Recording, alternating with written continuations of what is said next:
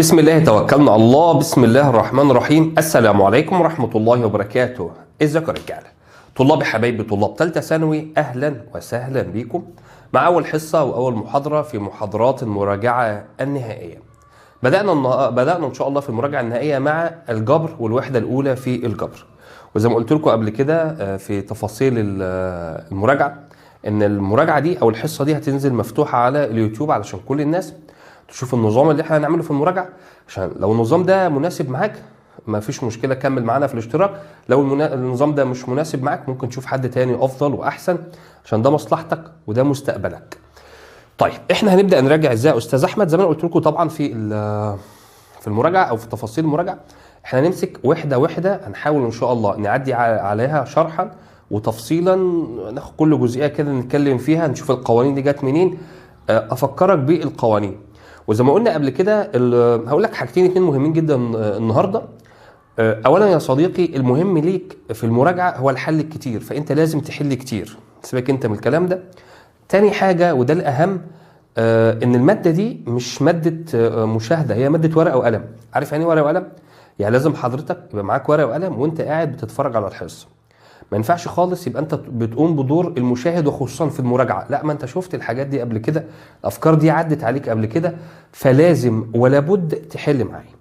فانا ان شاء الله يا صديقي هوفر ليك البي دي اف، هنزل لك بي دي افين اتنين. طبعا الكتاب كده كده موجود معاك، وانا هعرض لك الكتاب دلوقتي وهوريك كل حاجه. ولكن انا بتكلم بقى عشان الناس اللي هتكمل معايا بعد كده. انت هتيجي تفتح المحاضره، هتلاقي المحاضره نازله مع حضرتك الشرح، وهتلاقي فيها عندك بي دي افين، بي دي اف للحصه اللي متصوره دي كلها، هتلاقي البي دي اف نازل، وبي دي اف تاني للحصه او الاسئله الموجوده في الحصه مش محلوله. فاهم القصه دي؟ عشان انت تبدا تحلها تاني. النظام اللي احنا هنشتغل فيه في الحصه يا رجاله، او طريقه العمل في الحصه، اول حاجه هنبدا نشرح الوحده كامله ان شاء الله. في الاول كده تاخد بقى ربع ساعه، تاخد تلت ساعه، تاخد نص ساعه، تاخد على قد ما تاخد. هنعدي على كل قانون، هنعدي على كل درس، هنعدي على كل فكره نبدا نتكلم فيه. وزي ما قلت لك قبل كده، احنا مش هنشرح شرح اللي هو يعني لا، ما انت لازم خلاص الحاجات دي احنا بنذكرك بيها. فاهم القصه دي؟ برضه هنحاول نراعي ان احنا ما نعديش حاجات، او في حاجات نسيبها، او في حاجات نهملها. لا، هنشرح لك برضه شرح تفصيلي، بس اللي هو بيلم لك الدنيا قوي يعني ان شاء الله.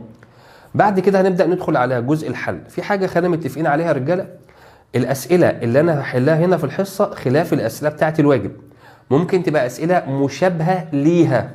فاهم القصه؟ يعني على نفس المقياس، ولكن يعني انا مثلا هنا في الحصه الاولى مثلا هنحل من حوالي من 40 لحاجه و40 سؤال، هنخلصهم النهارده ان شاء الله. هتيجي انت تفتح الكتاب معاك، هتلاقي فيه اسئله واجب، ده الواجب ده انت هتحله.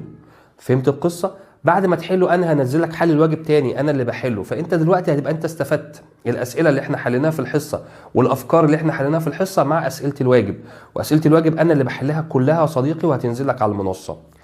طب الاسئله اللي انت بتحلها معايا هنا يا استاذ احمد في الحصه دي اسئله ايه؟ اولا يا صديقي، الاسئله دي معظمها من كتاب المراجعه النهائيه بتاع المعاصر، اللي هي الاسئله اللي على الوحده كلها. فانا منقي لحضرتك بعض الافكار المهمه، بعض الافكار الجميله نبدا نشتغل عليها. ثانيا معايا لحضرتك اسئله السنوات السابقه، هحاول ان انا ان شاء الله اجيب لك اسئله السنوات السابقه كلها في الحصه على الوحده اللي احنا شغالين عليها، اللي احنا بنراجعها، ونبدا نحلها مع بعض برضو على السبوره. هنحاول نجيب اسئله للازهر، امتحانات الازهر، سواء بقى 20 21 22 على حسب الاسئله المقاليه اللي نزلت هنا، هنحاول نحلها ان شاء الله في الحصه. زي ما انا قلت لك، بي دي اف ده هينزل لك بي دي اف بعد ما نخلص السبوره خالص، هتلاقيه موجود معاك بالحلول بكل حاجه. والبي دي اف كمان هينزل نسخه ثانيه فاضيه خالص، عشان الناس اللي عايزه تبدا تحل الاسئله تجهزها قدامها وتبدا تحلها وتعلم وتبدا تشتغل. نصيحه مهمه يا رجاله، الرياضيات ماده ورقه وقلم، مش ماده مشاهده خالص، مش ماده حفظ، مش ماده ان انا اقعد اشوف الفكره اتحلت ازاي واحفظ الفكره واحفظ طريقه الحل. مستحيل، هتتعب نفسك قوي. فلازم بالله عليك كل محاضره هتنزل لك تكون قاعد مخصص الوقت. هي المحاضره هتبقى مثلا ساعه ونص ساعتين، مش هتزيد عن كده، عشان انا بفصل الحل بتاع الواجب او الجزء بتاع الاسئله عن جزء الشرح. فالجزء ده ياخد على قد ما ياخد، هيكون نازل ان شاء الله جزء حل الواجب، جزء تاني ده بقى الواجب بتاعنا على حسب عدد الاسئله. فبالله عليك، بالله عليك، سواء هتشتغل معاه تشتغل مع حد تاني، بالله عليك ورقه وقلم وتبدا تكتب وتبدا تحل وتبدا تشتغل. ايدك لما بتشتغل بتشغل عينيك معاها وتشغل فكرك ودماغك. الرياضه عايزه كده، ماده ورقه وقلم. يلا نبدا. وقبل ما نبدا طبعا ما ننساش نصلي على خير الانام سيدنا محمد عليه الصلاه والسلام. يلا بينا يا رجاله. طبعا الحاجات اللي موجوده معانا هنا على السبوره واخدينها من الكتاب بتاعنا، وده الشرح بتاعنا اللي موجود في الكتاب. الحمد لله عامل لك ملخص قوي جدا جدا جدا، لامم لك كل الافكار وكل المسائل وكل القوانين اللي موجوده في الكتب، وحتى اللي مش موجوده اللي احنا يعني من ايه الاختصارات بتاعتنا موجوده في الكتاب. وده بكرم ربنا كتاب قوي جدا جدا جدا هيساعدك على المذاكره وعلى التلخيص. طبعا اول درس مراجعه الوحده الاولى جبر. ده كده الحاجات اللي موجوده معانا من الكتاب، كل حاجه وكل فكره كاتب لك كده عشان الناس اللي بتذاكر وتبدا تعلم كده على القوانين بتاعتي، هتبدا تعدي عليهم. طبعا هنا لو جمع هنا لو طرح، بنجيب عدد الحدود ازاي. وبعد كده يا صديقي صلى الله على سيدنا محمد النسبه بين حدين متتاليين، قانون النسبه، ويعني مظبط لك كل حاجه وكل حاجه مكتوبه معاك. ايجاد اكبر معامل، بنجيب اكبر معامل ازاي، بنجيب بالطريقه الثانيه ازاي، ودي قانون خاص بينا كده هنشتغل عليه برضه ونقوله لك. لو زوجي ولو فردي بنجيب الحد الاوسط ازاي، وبعد كده اكبر مفكوك في ذات الحدين، والطريقه الثانيه في طريقه اولى وفي طريقه ثانيه. كل حاجه هتخطر على بالك هتلاقيها موجوده معاك في الكتاب. وبعد كده يا صديقي صلى الله على سيدنا محمد عليه الصلاه والسلام نبدا نخش بقى في الاسئله. لا في هنا صفحه ماشي البي دي اف بس علق كده هنعمله تاني. بس هنا برضو لسه مكملين في الحد الخالي من سي اللي هو ايجاد الحد المشتمل. وبعد كده كده بص دي اسئله الواجب بقى، يعني انت هتلاقي تخلص هتلاقي اسئله الواجب موجوده معاك في الكتاب، هتبدا انت تحل اسئله الواجب وبعد كده هتنزل لك دي كده صور من الاسئله اللي موجوده معاك في الكتاب. ده صفحتين 2 اهو خلاف باقي الصفحات. دي الاسئله بقى ان انا هبدا احلها لك في الحصه اللي هي بقى ايه من كتاب المراجعه النهائيه في المعاصر. طيب نبدا بقى كده على بركه الله. طبعا احنا معانا اظن حاجه و40 سؤال هنبدا نخلصهم كده والحصه تخلص على قد ما تخلص، مالناش احنا دعوه بالكلام ده كله يا رجاله. نبدا بقى كده مع اول حاجه نقول بسم الله الرحمن الرحيم. نبدا على بركه الله مع مراجعه الوحده الاولى في الجبر، نظريه ذات الحدين. بس مبدئيا كده يا صديقي كان عندي جزء مهم جدا جدا جدا لازم امر عليه، اللي هو الحاجات التراكميه اللي كانت موجوده من ثانيه ثانوي. وطبعا اي حاجه موجوده تراكميه من ثانيه او من اولى هتلاقيني بقولها لك، ما تقلقش خالص. طيب يا بسم الله الرحمن الرحيم. ايه يا استاذ احمد؟ اول حاجه يا صديقي كان عندي حاجه زمان اسمها مبدا العد. مبدا العد، وبالمناسبه كان ده درس اصلا موجود عندنا في ثالثه ثانوي بس اتلغى. مبدا العد اهو كان درس موجود في ثالثه ثانوي واتلغى. ماشي. ايه مبدا العد ده يا استاذ احمد وايه قصته؟ مبدا العد ده بيستخدم لايجاد طرق العد اهو، يستخدم لايجاد طرق تكوين مجموعه من الارقام، مجموعه من الاعداد في تتابع في ترتيب معين. بنستخدم مثلا عشان نجيب عدد طرق تكوين رقم زوجي، رقم فردي، عدد مكون من 3 ارقام، اصطفاف سيارات. الحاجات دي كانت موجوده عندنا السنه اللي فاتت بس اتلغى. ولكن انا عندي بقى بعض القوانين المهمه اللي انا عايز امر عليها. اول قانون يا صديقي واول حاجه اللي هو مضروب العدد. ده مكمل معايا السنه دي. مضروب العدد، مضروب العدد بيرمز له بالرمز العلامه دي يا صديقي نون اهو. ده كده اسمه مضروب العدد. طب مضروب العدد ده بيتفك ازاي؟ طبعا له قانون وله قاعده وله طريقه بالاله الحاسبه، كل حاجه هنقولها لك. ده بيتفك ازاي يا صديقي؟ ده بيتفك بنبدا بالعدد ونبدا ننقص واحد، نون ناقص الواحد، نون ناقص الاثنين، لحد ما ابدا ان انا اخلص العدد ده خالص لحد ما اوصل معاك هنا للواحد. يعني ايه يا صديقي؟ يعني فرضا مثلا لو انا معايا مضروب الخمسه دي بتتفك ازاي؟ تبدا تقول لي 5 في 4 ناقص 1 في 3 في الاثنين لحد ما توصل للواحد. فهمت القصه دي؟ بس بتبدا تاخد الرقم ده لحد ما نخلصه كده. طب يا ترى لها طريقه بالاله الحاسبه؟ ايوه طبعا لها طريقه بالاله الحاسبه. ازاي؟ يعني لو انا مثلا معايا مضروب العدد 7 بنكتبها ازاي؟ اول حاجه يا صديقي بتروح تكتب كده 7 شيفت اكس اس سالب 1. يعني لو انا طلعت الاله الحاسبه بتاعتي هنا على جنب وكتبت كده اول حاجه بنضغط 7 شيفت اكس اس سالب 1 اللي هي تحت المود على طول، فبتلاقي الاله الحاسبه يا صديقي كتبت معاك كده 7 وعلامه الايه الاي اللي هي علامه التعجب دي. لو انت ضغطت يساوي على طول هيطلع لك الرقم اللي هو المضروب بتاعه 50 40، يبقى الناتج بتاعه 50 40. فده لو انا عايز استخدم المضروب ولو قابلني معايا بالاله الحاسبه عملته، لو انا معايا قانون هبدا افكه وابدا انقص واحد عشان ممكن نحتاجها. بعد ما بتخلص مضروب العدد ده يا صديق ايا كان بقى بس في هنا قاعده برضو انا عايز اقولها لك عشان ممكن تقابلنا كتير. ايه دي؟ لو الراجل مثلا يا صديقي جاب لك كده مضروب نون على مضروب نون ناقص 2 وانت اتزنقت في سؤال مثلا يعني مثلا وعايز تفك ده، عايز تخلص منه بنعمل ايه؟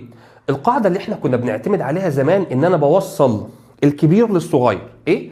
بوصل الكبير اخليه شبه الصغير. طب ما ده ازاي؟ بنروح يا اصدقائي وناخد البسط هنا، ولو احنا بصينا على البسط ده مضروب نون، طب ما دي تتفك، هتبقى نون في نون ناقص الواحد في مضروب نون ناقص الاتنين. استنى، هو انت ما كملتش ليه؟ عشان اللي تحت هنا مضروب نون ناقص الاتنين، فاقدر يا اصدقائي اطير ده مع ده، يبقى الناتج يطلع لك على طول نون في نون ناقص الواحد.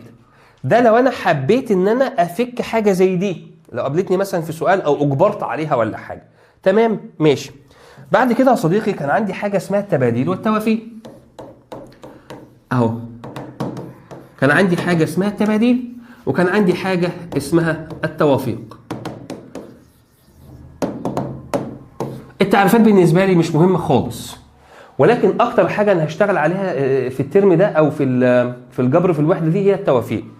التباديل كانت رمزها يا صديقي نون لام ر، التوافيق كانت زيها بس قاف نون قاف ر، وده لا قانون بيتفك بيه وده لا برضه قانون بيتفك بيه. تعال نتكلم فيه كده. هنا قانون التباديل يا صديقي عباره عن مضروب اللي فوق مضروب النون على مضروب الطرح نون ناقص ر، اللي فوق ناقص اللي تحت.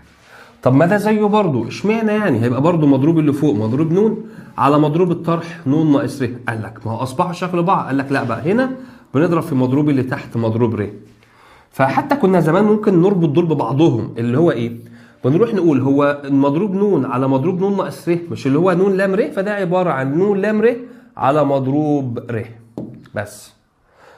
بص يا صديقي، انا مش عايزك تستهون باي فكره باي قانون باي ما تستهونش بيها، ما تقولش ده مش علينا ده علينا ده قديمه ده جديده، لا خالص. انت في مراجعه نهائيه وانت مطالب بالحاجات التراكميه، فبالله عليك اي جزئيه نتكلم فيها واي حاجه قديمه بقى او جديده تهتم بيها.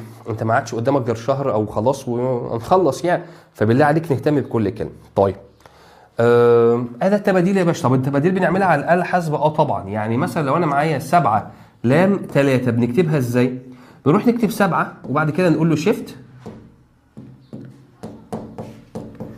في 3 في العاديه دي. طب لو هنا توافيق هنقول له 7 قاف 3، دي بنكتبها برضو 7 ونكتب كده يا صديقي شيفت على 3. دي لو حبيت تجربها على الاله الحاسبه وتعملها لما تكتب 7 شيفت في 3 اتكتبت معاك كده يا صديقي 7 ب 3، لو ضغطت يساوي هيطلع لك الناتج. هنا لو احنا عملناها برضو هيتكتب 7 سي 3، ولو ضغطنا يساوي هيطلع لك الناتج. ده شكل التباديل وده شكل التوافيق، ولكن هناك علاقات مهمه قوي في التباديل والتوافيق ممكن تساعدني في الحل. ايه بقى العلاقات دي؟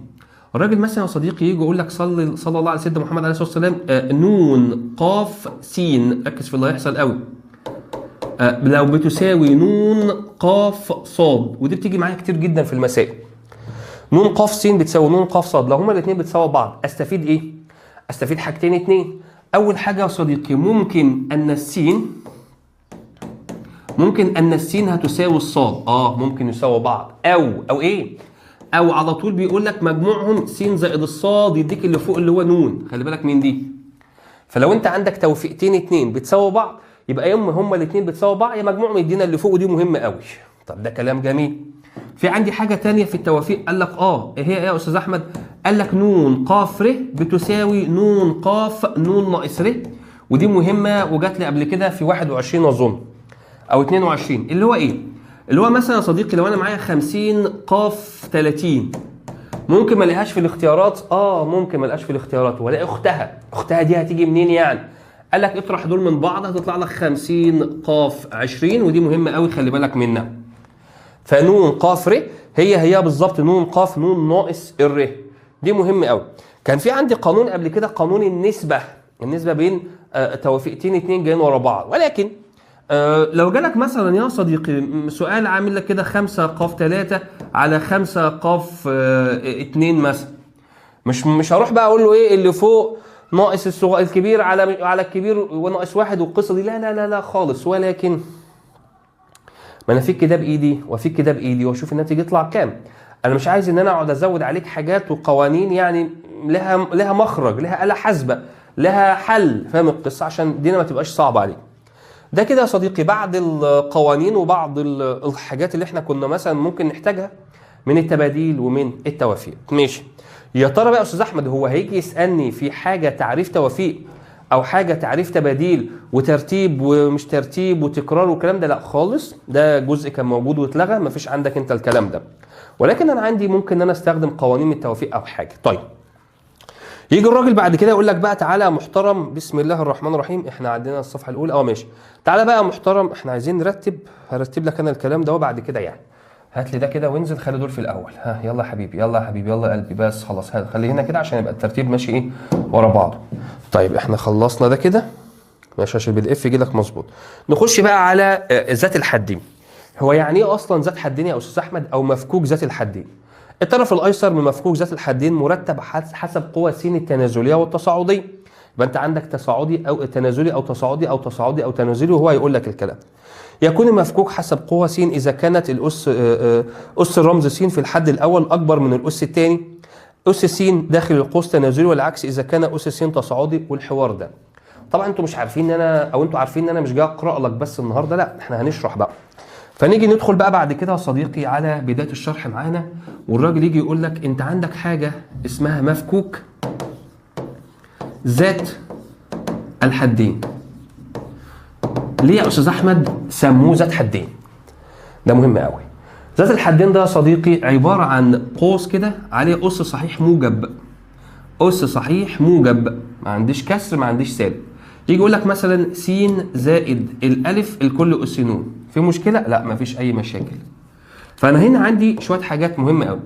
اول حاجه ده كده اسمه الحد الاول، طبيعي يا استاذ احمد. ده كده اسمه الحد الثاني، مش محتاجه يعني. ده كده اسمها الدرجة، ولازم ولا بد يكون أس صحيح موجب. ده الشرط بتاعي عشان أقول عليه ذات حدين. ذات حدين عشان هم حدين اتنين. طب لو جاء أكتر من حد لا اتصرف. شفت أنا قلت إيه؟ اتصرف. خليه ذو عافية حدين، 3 حدود 4 حدود 10 ماليش دعوة، أنا ما أعرفكش، هم حدين اتنين بس. طيب يعني مثلا كنا زمان بنقول لك معاك س زائد الاثنين الكل تربيع، اللي هو المثال العبيط اللي كل شويه بنقوله ده. كنت انت زمان فاكر دي بنفكها ازاي؟ فاكر. بربع الاول وربع الثاني، فاكر الحدوته دي؟ هربع الاولاني اسمه س اس 2، هبعد شويه هربع الثاني 2 تربيع ب4، الاول في الثاني في 2، 2 في 2 ب4 س، كده كلام زي الفل. عايز اسالك سؤال، ايه هو انت عارف القاعده دي جت منين؟ او احنا فكينا ده بناء على انهي قاعده؟ لا كنت صغير كده بنضحك عليك وتروح تحفظها وخلاص. هنقول لك بقى النهارده القاعده دي جت منين. ولكن هو هنا كام حد؟ 3، والاس ده كام؟ 2. الله، يعني معنى كده ان انا ممكن اقول ان انا استفدت ان عدد الحدود دي عباره عن ن زائد الواحد. وخلي بالك منها عدد الحدود، فعدد الحدود بنزود واحد. فاذا لو انا معايا قوس ايا كان جوه القوس ده ايه؟ س زائد الواحد على س الكل اس 9، يبقى عدد الحدود هنا ايه يا دكتوره؟ ردي. عدد الحدود هنا هيساوي 10 حدود. يعني ده لما يجي يتفك يطلع ب 10 حدود. هو بقى النهارده في ذات حدين ده هيجي يقول لك فكها لي، هيجي يقول لك هات لي الحد الرابع، هات الحد الخامس، هات الحد الاوسط، هات الحد الاول من الرابع من النهايه. ده موضوع حصتنا الاولى. بعد كده هيجي يقول لك طب يا ترى لو انا فكيت ايه الحد اللي لو فكيته يطلع فيه س اس 5؟ ده برضو الدرس الثاني اللي هو ايجاد الحد المشترك. الدرس الثالث النسبه بين حدين متتاليين بس. فنبدا كلامنا بالصلاه على النبي عليه الصلاه والسلام مع مفكوك ذات الحدين، ونبدا نقول يا صديقي لو انا مثلا معايا س زائد الف الكل اس ن، ده اسمه ذات الحدين. القانون العام بتاعنا خلي بالك من اللي اتكتب، ح راء زائد الواحد، ح ر زائد الواحد، اصحى لدي قوي. قانون عباره عن ايه؟ بص، ن ق ر في بالعربي، فاكر؟ الثاني اس ر في الاول طرحهم ن ناقص ر. ده لو انا عايز اجيب اي حد في المفكوك اللي قدامي ده. س سؤال، لو انا جيت قلت لك مثلا س زائد الاربعه مثلا الكل اس 10، اوجد الحد السابع. فتروح انت زي العسل وتقول لي ح 7 عباره عن ايه؟ ن ق 6. الله، ليه 6؟ عشان لما جينا كتبنا القانون يا باشمهندسه هنا قلنا ر زائد الواحد، فلما بدخل هنا بنقص واحد، ما ر زائد الواحد اصبحت ر. فاذا لو انا عايز الحد السابع فبنقول له ن ده يبقى 10 ق 6 في الثاني اس 6 4 اس 6 في الاول اللي هي س طرح دول 4. كمل انت بقى ايه، احسب دي بالاله الحاسبه والله يبارك لك. فهمت الحدوته مشت ازاي؟ فهنا حاجه مهمه، خلي بالك يا صديقي ان انا هنا ر زائد الواحد، فلما بنيجي نعوض هنا عن ر او نيجي نعوض هنا بننقص واحد. لو هنا ر زائد الواحد يبقى هنا ر. الحد التاسع يبقى اعوض ب8، الحد السابع يبقى اعوض ب6، ونفس الحدوته دي. طيب الترتيب بتاعي بيكون تنازلي ولا تصاعدي؟ اولا لو انا عايز افك ده بقى يا استاذ احمد، مثلا لو انا عايز افك ده، لو انا مثلا معايا سؤال وراجل بيقول لك س زائد ص الكل اس 5، عايزين نجيب مفكوك. هو سموه مفكوك ليه؟ عشان عايزين نفك. هو ده كام حد؟ ده هنا الاس ده كام؟ 5. ما يجي تفك 6 حدود، تعرف تجيب لي ال6 حدود؟ هنشتغل عليهم. بس اكيد انا في الامتحان مش هاجي اقول لك هات ال6 حدود، صح؟ هاجي اقول لك الحد كذا الحد، مش هقول لك فكها يعني. ولكن احنا بنبدا ازاي بقى؟ بالصلاه على النبي كده عليه الصلاه والسلام. بنجيب الحد الاول، فبنقول 5 قاف صفر. انت عارف قلنا صفر ليه؟ عشان هو الحد الاول لما نقص منه واحد يبقى صفر. جدع. الثاني اس صفر اهو، صاد اس صفر. الاول طرحهم 5 ناقص الصفر 5.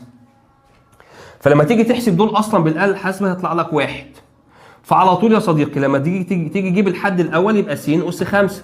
ودي زيها لو انا عايز الحد الاخير هيبقى صاد اس 5. فهمت بقى الحدوته دي؟ خلي بالك منها، عشان ممكن في اي سؤال مثلا يقول لك هات الحد الاخير، مش هضطر اروح افك بقى، ولكن بتاخد اخر حاجه هنا وتاخد الدرجه اللي فوق. طب اللي بعده ماشي، الاشاره موجب يبقى كله موجب. طب لو الاشاره سالب يبقى موجب سالب موجب سالب وهكذا. طيب يبقى تعال نجيب الحد اللي بعده. ها هنقول له ايه؟ احنا قلنا ن ق صفر يبقى 5 ق 1. الثاني اس 1. الاول س طرحهم 4 اصحى زائد. هات اللي بعده 5 ق 2. الثاني اس 2. الاول س طرحهم 3. ها 5 ق 3. صاد اس 3. س طرحهم 2. بعد كده 5 ق 4. صاد اس 4. س طرحهم 1. بعد كده الحد الاخير. فلما اجي احسب ادا واحد، ادا الثاني، ادا الثالث، ادا الرابع، ادا الخامس، ادا السادس، انت كده يا باشا فكينا اللي قدامنا. هنا بقى محتاجين نبص على حاجه مهمه. ما هي الحاجه المهمه هنا يا رجاله؟ الاسس بتاعت س كانت ماشيه ازاي؟ يعني ايه؟ شايف السين ده مش ده الحد الاول وده الحد الثاني؟ قلنا يبقى ذات الحدين يا صديقي بيبقى عباره عن كده اهو. س كانت س 5 الله، بقت 4، بقت 3، بقت 2، بقت 1، بقت مفيش س. والصاد العكس، صاد 1 2 3 4 5 الله. يعني الاولاني ده بيكون ايه؟ انت واخد بالك ان هي 5 4 3 2 مش عارف ايه، يبقى الاولاني ده اسمه تنازلي. والتاني اسمه ايه؟ الصاد بتزيد، يبقى الصاد هنا تصاعدي. تصدق الكلمه دي بتقابلنا كتير؟ يعني لما يجي يقول لك اوجد مثلا الحد الرابع الحد الخامس على حسب اسس س التنازليه او على حسب اسس س التصاعديه، لازم ولا بد ان انا ارتب ازاي؟ لازم اكون عامل حسابي ان السين تتحط في التنازلي او زي ما هو يقول او في التصاعدي. يعني لو هنا لو مثلا مش متشقلبه هنشوفها دلوقتي لازم ترتبها. طب يا ترى لو الحد مثلا او المفكوك اللي قدامي فيه س، هنا مثلا في الف س وهنا مثلا 1 على س او اي حاجه كده، لو في هنا س وهنا س ما ترتبش، ما هما الاثنين سينات بقى. امتى ارتب؟ لو الراجل طلب مني تنازلي او تصاعدي وكانت س معاها حد تاني، معاها صاد، معاها رقم، معاها كذا. دي هنشوفها واحنا شغالين يا رجاله دلوقتي. صديقي يبقى انت حطيت رجلك على الفكره العامه في ذات الحدين، ان انا معايا حدين اتنين، الراجل هيجي يطلب مني بقى الحد الرابع الحد الخامس الحد السادس وهكذا. هو القانون العام، وعلى طول انا بقعد اقول الحته دي، القانون العام الاساسي معاك ده يحل اي حاجه في ذات الحدين. طيب تعالى بقى نقرا برضو شويه حاجات من الكتاب عندنا ونبدا نشرح تاني. الراجل بيقول لك عدد حدود المفكوك. طب ما احنا لسه قايلين الاس زائد 1 يبقى ن زائد الواحد. إذا كان عدد الحدود ما بداخل القوس عدد الحدود هم م، وعدد الحدود المفكوكة عند فكها تكون مختلفة، ممكن نستخدم القانون ن زائد م ناقص الواحد ق ن. دي حالة خاصة وهنحل عليها سؤال ما تقلقش. إذا أردنا الحصول على مجموع المعاملات، وده هيسألنا فيها برضو، ودي احنا هنتكلم فيها دلوقتي في الحل. عدد مجموع المعاملات، بجمع المعاملات اللي جوه، اللي هو نعوض عن أي متغير جواها بسين. زي إيه يا أستاذ؟ مثال هنا بسيط يا صديقي. لما راجل يجي يقول لك أوجد مجموع المعاملات بتاعة 2 س زائد 3 ص الكل أس 12 مثلا، ده لما نيجي نفكها هيطلع ب 13 حد. أنا عايز بقى مجموع المعاملات. نيجي هنا ونقف. واحد معلش مكسوف يسأل السؤال ده، هو ايه المعامل؟ يا عم تعالى اقول لك. اي حد في الدنيا يا صديقي بيتكون مثلا من معاك الف س او باء صاد او اي حاجه، ده كده يا صديقي اسمه المعامل، اللي هو بنسميه احنا عندنا في الرياضيات الثابت. وده كده اسمه المتغير، اللي هو بيبقى الرمز بتاعك. يبقى هو يقصد المعامل يعني الرقم اللي قدام السين، قدام الصاد، قدام الرمز يعني. طب دي لما نيجي نفكها هيطلع مثلا حد اول وتاني لحد 13 حد، صح؟ انا عايز افك ال 13 حد كلهم وامشي اجمع المعاملات اللي قدامهم. لا ده قصه تخوف دي يا استاذ احمد، ده قصه تخوف شويه، صح؟ انا هقعد انا فاضي بقى؟ عندنا ده قانون قال لك عوض مكان المتغيرات ده بواحد. يعني من الاخر كده لو حطيت واحد في 2 هيطلع معايا 2، واحد في 3 هيطلع ب3 لكل اس 12. يعني من الاخر كده شيل الرموز يا باشا، اجمع الارقام وتاخد نفس الدرجه اللي فوق ايا كانت عدد الحدود جوه. فهنا القاعده دي احنا كتبناها لك عوض داخل المتغير بواحد، يعني خد الارقام واجمعها تاخد الاس اللي فوق. ح ر زائد الواحد ده القانون اهوت الحد العام. ن ق ر الثاني اس ر الاول طرحهم ن ناقص ر. طب معامل ح ر زائد الواحد، معامل ح ر زائد الواحد باخد المعامل بس، يبقى ن ق ر معامل الثاني اس ر معامل الحاء الاول طرحهم، باخد المعامل لو قال لك الراجل عايز المعامل. طيب الكلام ده احنا اتكلمنا فيه. اذا كان المطلوب ح م من النهايه في مفكوك ده نعمل ايه؟ دي لها طريقتين اتنين وانا عايز اتكلم فيها. طبعا القانون بتاعها اهوت نحصل على م من البدايه من مفكوك ده. لو احنا شقلبناها، خدت بالك ان انا شقلبتها قايل لك ص زائد س لو هي س زائد الصاد. او تعالى بقى لها قانون عندك عدد الحدود زائد الواحد ناقص الرتبه، عدد الحدود زائد الواحد ناقص الرتبه تنازلي وتصاعدي، ودي القاعده دي هنتكلم فيها دلوقتي. تعالى الحته دي انا عايز اكلمك فيها يا صديقي، اللي هو ايه؟ الراجل يجي يقول لك بص بقى اذا كان مثلا س زائد 3 ص الكل اس 20، فان الحد السابع من النهايه هو الحد نقط من البدايه. ده هنجيبها ازاي؟ يعني ايه الكلام ده؟ يعني ده معايا هنا الاس هنا 20، لو احنا فكيناها طبعا هيطلع 21 حد. يا ترى ال 21 حد دول لو انا جيت من الاخر كده الحد ترتيبه السابع هو الحد ترتيبه كام من البدايه؟ دي لها قانون، والقانون ده هكتبه لك الاول عشان لو هي سالوا لك كده بالعربي يعني بنعرف الحد ده ازاي. بص بقى، ما بكتبش نون يا جماعه، بكتب كده بالعربي عدد الحدود. عدد الحدود حتى انا كتبتها لك هنا ما كتبتش نون، قلت ايه؟ بسم الله الرحمن الرحيم. عدد فاذا كان فين يا ابني؟ ده اللي لا ده اللي قبلها كتبت لك بالعربي على فكره، قلت لك ايه؟ عدد الحدود. عدد الحدود مش نون. نون هنا الناس مفكره نون اللي بيبقى فوق ده، لا عدد الحدود فلازم ازود واحد. فنروح هنا القانون بتاعنا ونكتبه ونقول هنا يا صديقي عدد الحدود عدد الحدود زائد الواحد او ناقص الرتبه زائد الواحد. تعالى نكتبها كده، عدد الحدود ناقص الرتبه زائد واحد. يعني ايه؟ يعني ده كده 20، فلما يجي يتفك هيطلع بواحد. ايه ده الكلام ده؟ ما يجي يتفك هيطلع ب 21 ناقص الرتبه كام يا معلم؟ 7 زود عليهم واحد. اجمع بقى ده كده واطرح وشوف الناتج يطلع كام. دي كده يا باشا لو انا عايز اعرف الحد ده من النهايه يقابله ايه من البدايه. بس لها طريقه ثانيه وانا عن نفسي بحبها. ايه يا باشا؟ لو الراجل جاي قايل لك بص يا صديقي احنا معانا 2 س زائد 3 ص الكل اس 15، جيت سالتك سؤال وقلت لك اوجد الحد السابع وسكت، تقول له سهله. الحد السابع يبقى نون اللي هي 15 ق ر ق 6 في الثاني اس 6 في الاول طرحه. حلو ده قوي. 15 ناقص 6 9. ماشي. فالثاني كام؟ الثاني 3 ص، انا عايز اكتبها بلون مختلف. 3 ص الاول هنا 2 س، ما عنديش مشكله مع الكلام ده. ولكن لو الراجل يا دكتوره جه طلب من حضرتك وقال لي اوجد الحد السابع، شوف بقى زود ايه؟ وقال لي من النهايه، قول له حاضر.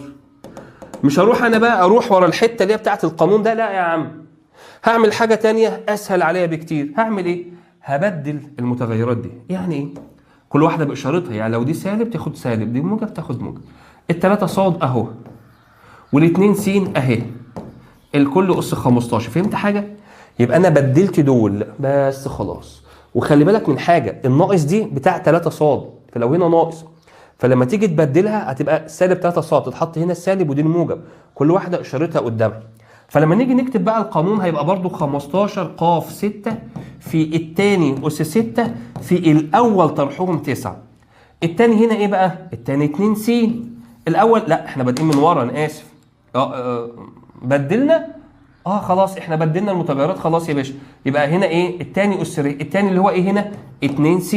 الأول إيه هنا؟ 3 ص يا محترم. خدت بالك من دي؟ فلما الراجل يجي يقول لك هات لي بقى الحد ده من بدلهم او سيبهم زي ما هو وقول له ايه هيبقى ده الاول وده الثاني، بقى انت بدلهم واشتغل. ده لو الراجل قال لك ايه عايز من البدايه وعايز من النهايه ومش قال لك الحته دي في مشكله، لا خلاص عديناها. هنا بقى في قاعده اهي، قاعده ايه اللي هو مجموع الحدود زوجيه الرتبه ومجموع حدود فرديه الرتبه، ودي اتكلمنا فيها قبل كده، بس انا عايز اشرحها لك برضو لوحدها على جنب. طبعا انتوا عارفين ان انا ما بحبش ان انا اقعد اقرا كده من الحاجات دي. لو انا مثلا معايا س زائد الالف الكل اس ن ناقص او زائد س ناقص الالف الكل اس ن، وبرضه لا انا مش عايز ناقص الاول، انا اسف ليك جدا، انا عايز ضرب قوسين مضروبين في بعض، وعايز برضه بعد كده بقى ايه س زائد الالف الكل اس ن زائد س ناقص الالف الكل اس ن، وعايز برضه بعد كده يا صديقي س زائد الالف الكل اس ن ناقص س ناقص الالف الكل اس ن. انت ملاحظ حاجه؟ ان القوسين يكونوا اللي جوه شكل بعض بس موجب وسالب ونفس الاس، دول مضروبين دول مجموعين دول مطروحين. في حاله الضرب نعمل ايه؟ قال لك لا حاله الضرب دي سهله قوي. بص يا معلم، بنروح نحط الدرجه ماليش دعوه بيها. يعني ايه؟ يعني لو هنا 2 هنا 2 احطها، هنا 5 هنا 5 احطها. واحد يقول لي طب لو الدرجه مختلفه، لا دي لها قاعده ثانيه، احنا بنتكلم لو الدرجه شكل بعضها. ونضرب اللي تحت س في س يطلع معايا س اس 2 موجب في سالب بسالب الف في الف بالف اس 2. مثال يا محترم، يعني لو انت معاك هنا س ناقص 3 لكل اس 5 مضروبه في س زائد 3 لكل اس 5، نعمل ايه؟ تروح تعمل كده، بص تحط هنا القوس اس 5 ما بتقربش من الاسس، وتضرب س في س بس اس 2 3 في 3 ب 9، الله يبارك لك. ولكن لو هي بقى زائد ولو هي ناقص، وده القاعده اللي احنا عملناها تحت ايات عشان لو انت هتذاكرها من هنا، لو هي زائد 2 الحدود فرديه الرتبه، لو هي ناقص 2 حدود زوجيه الرتبه. يعني ايه يا استاذ احمد؟ يعني لو هنا ما بينهم زائد هروح اقول له كده بص 2 يعني ضعف بالعربي مجموع الحدود فرديه الرتبه. يعني ايه فرديه الرتبه؟ هشرح لك. ولو هي ناقص يبقى 2 مجموع الحدود زوجيه الرتبه. يعني ايه زوجيه الرتبه؟ هشرح لك اهو. فرديه الرتبه يعني ايه؟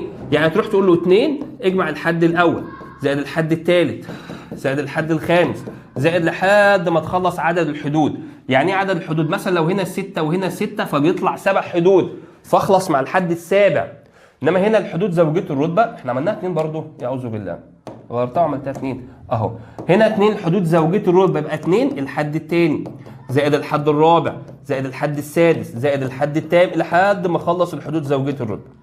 واحد يجي يسالك سؤال، باخدها بقى من القوس الاول ولا من القوس الثاني؟ اي قوس صح.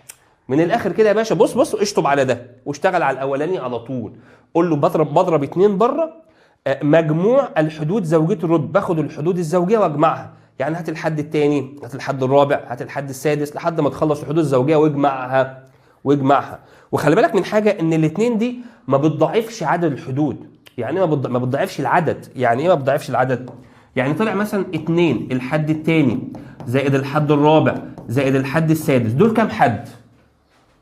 ما حدش يقول لي 6، لا اللي قدامك دول 3 حدود يا استاذ احمد. امال الاثنين دي فايدتها ايه؟ لا يا باشا، الاثنين دي بتضاعف المجموع، ما بتضاعفش العدد.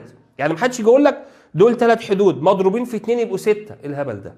ايه الهبل ده يا عم؟ ده انت لو جيت ضربت الاثنين هنا هيبقى 2 من الحد الثاني، 2 من الحد الرابع، 2 من الحد السادس، 2 في القيمه مش في العدد. فالاثنين دي فايدتها لو انا جمعت دول طلع 100 يبقى 2 في 100 ب 200. لو طلع 10 المجموع يبقى 2 في 10 ب 20. هي بتضاعف المجموع ما بتضاعفش العدد. فلما حد يجي يقول لك عدد الحدود تقول له لا، هنا عدد الحدود 3 يا صديقي يا محترم. وهو يعتبر هو الدرس الاولاني اللي فيه اساسيات كتير وفيه افكار كتير او فيه قوانين كتير، بس الدرس الثاني والثالث ما فيش فيهم غير قانونين 2 فقط والدنيا فيهم لذيذه يعني. بتروح بعد كده الى دي ملحوظه خلي بالك منها يا صديقي، وملحوظه مهمه قوي. بقول لك س زائد الصاد اس ن زائد س ناقص الصاد اس ن. عايز اجيب عدد الحدود على طول، عدد الحدود، فدي مهمه. لو زائد ولو ناقص، وركز، لو زائد الاس فردي ن زائد الواحد على الاثنين، عدد الحدود مش اوسط، ن زائد الواحد على الاثنين. طيب لو زوجي ن على الاثنين زائد الواحد، هنا بقى هتختلف. لو ناقص الفردي نفسها ن زائد الواحد على الاثنين، ن زائد الواحد على الاثنين، ولكن هنا ن على الاثنين بس، يبقى هما الاثنين في الفردي نفس القانون، ن زائد الواحد على الاثنين، وفي الزوجي هنا بتختلف، ن زائد على الاثنين زائد الواحد، وهنا ن على الاثنين.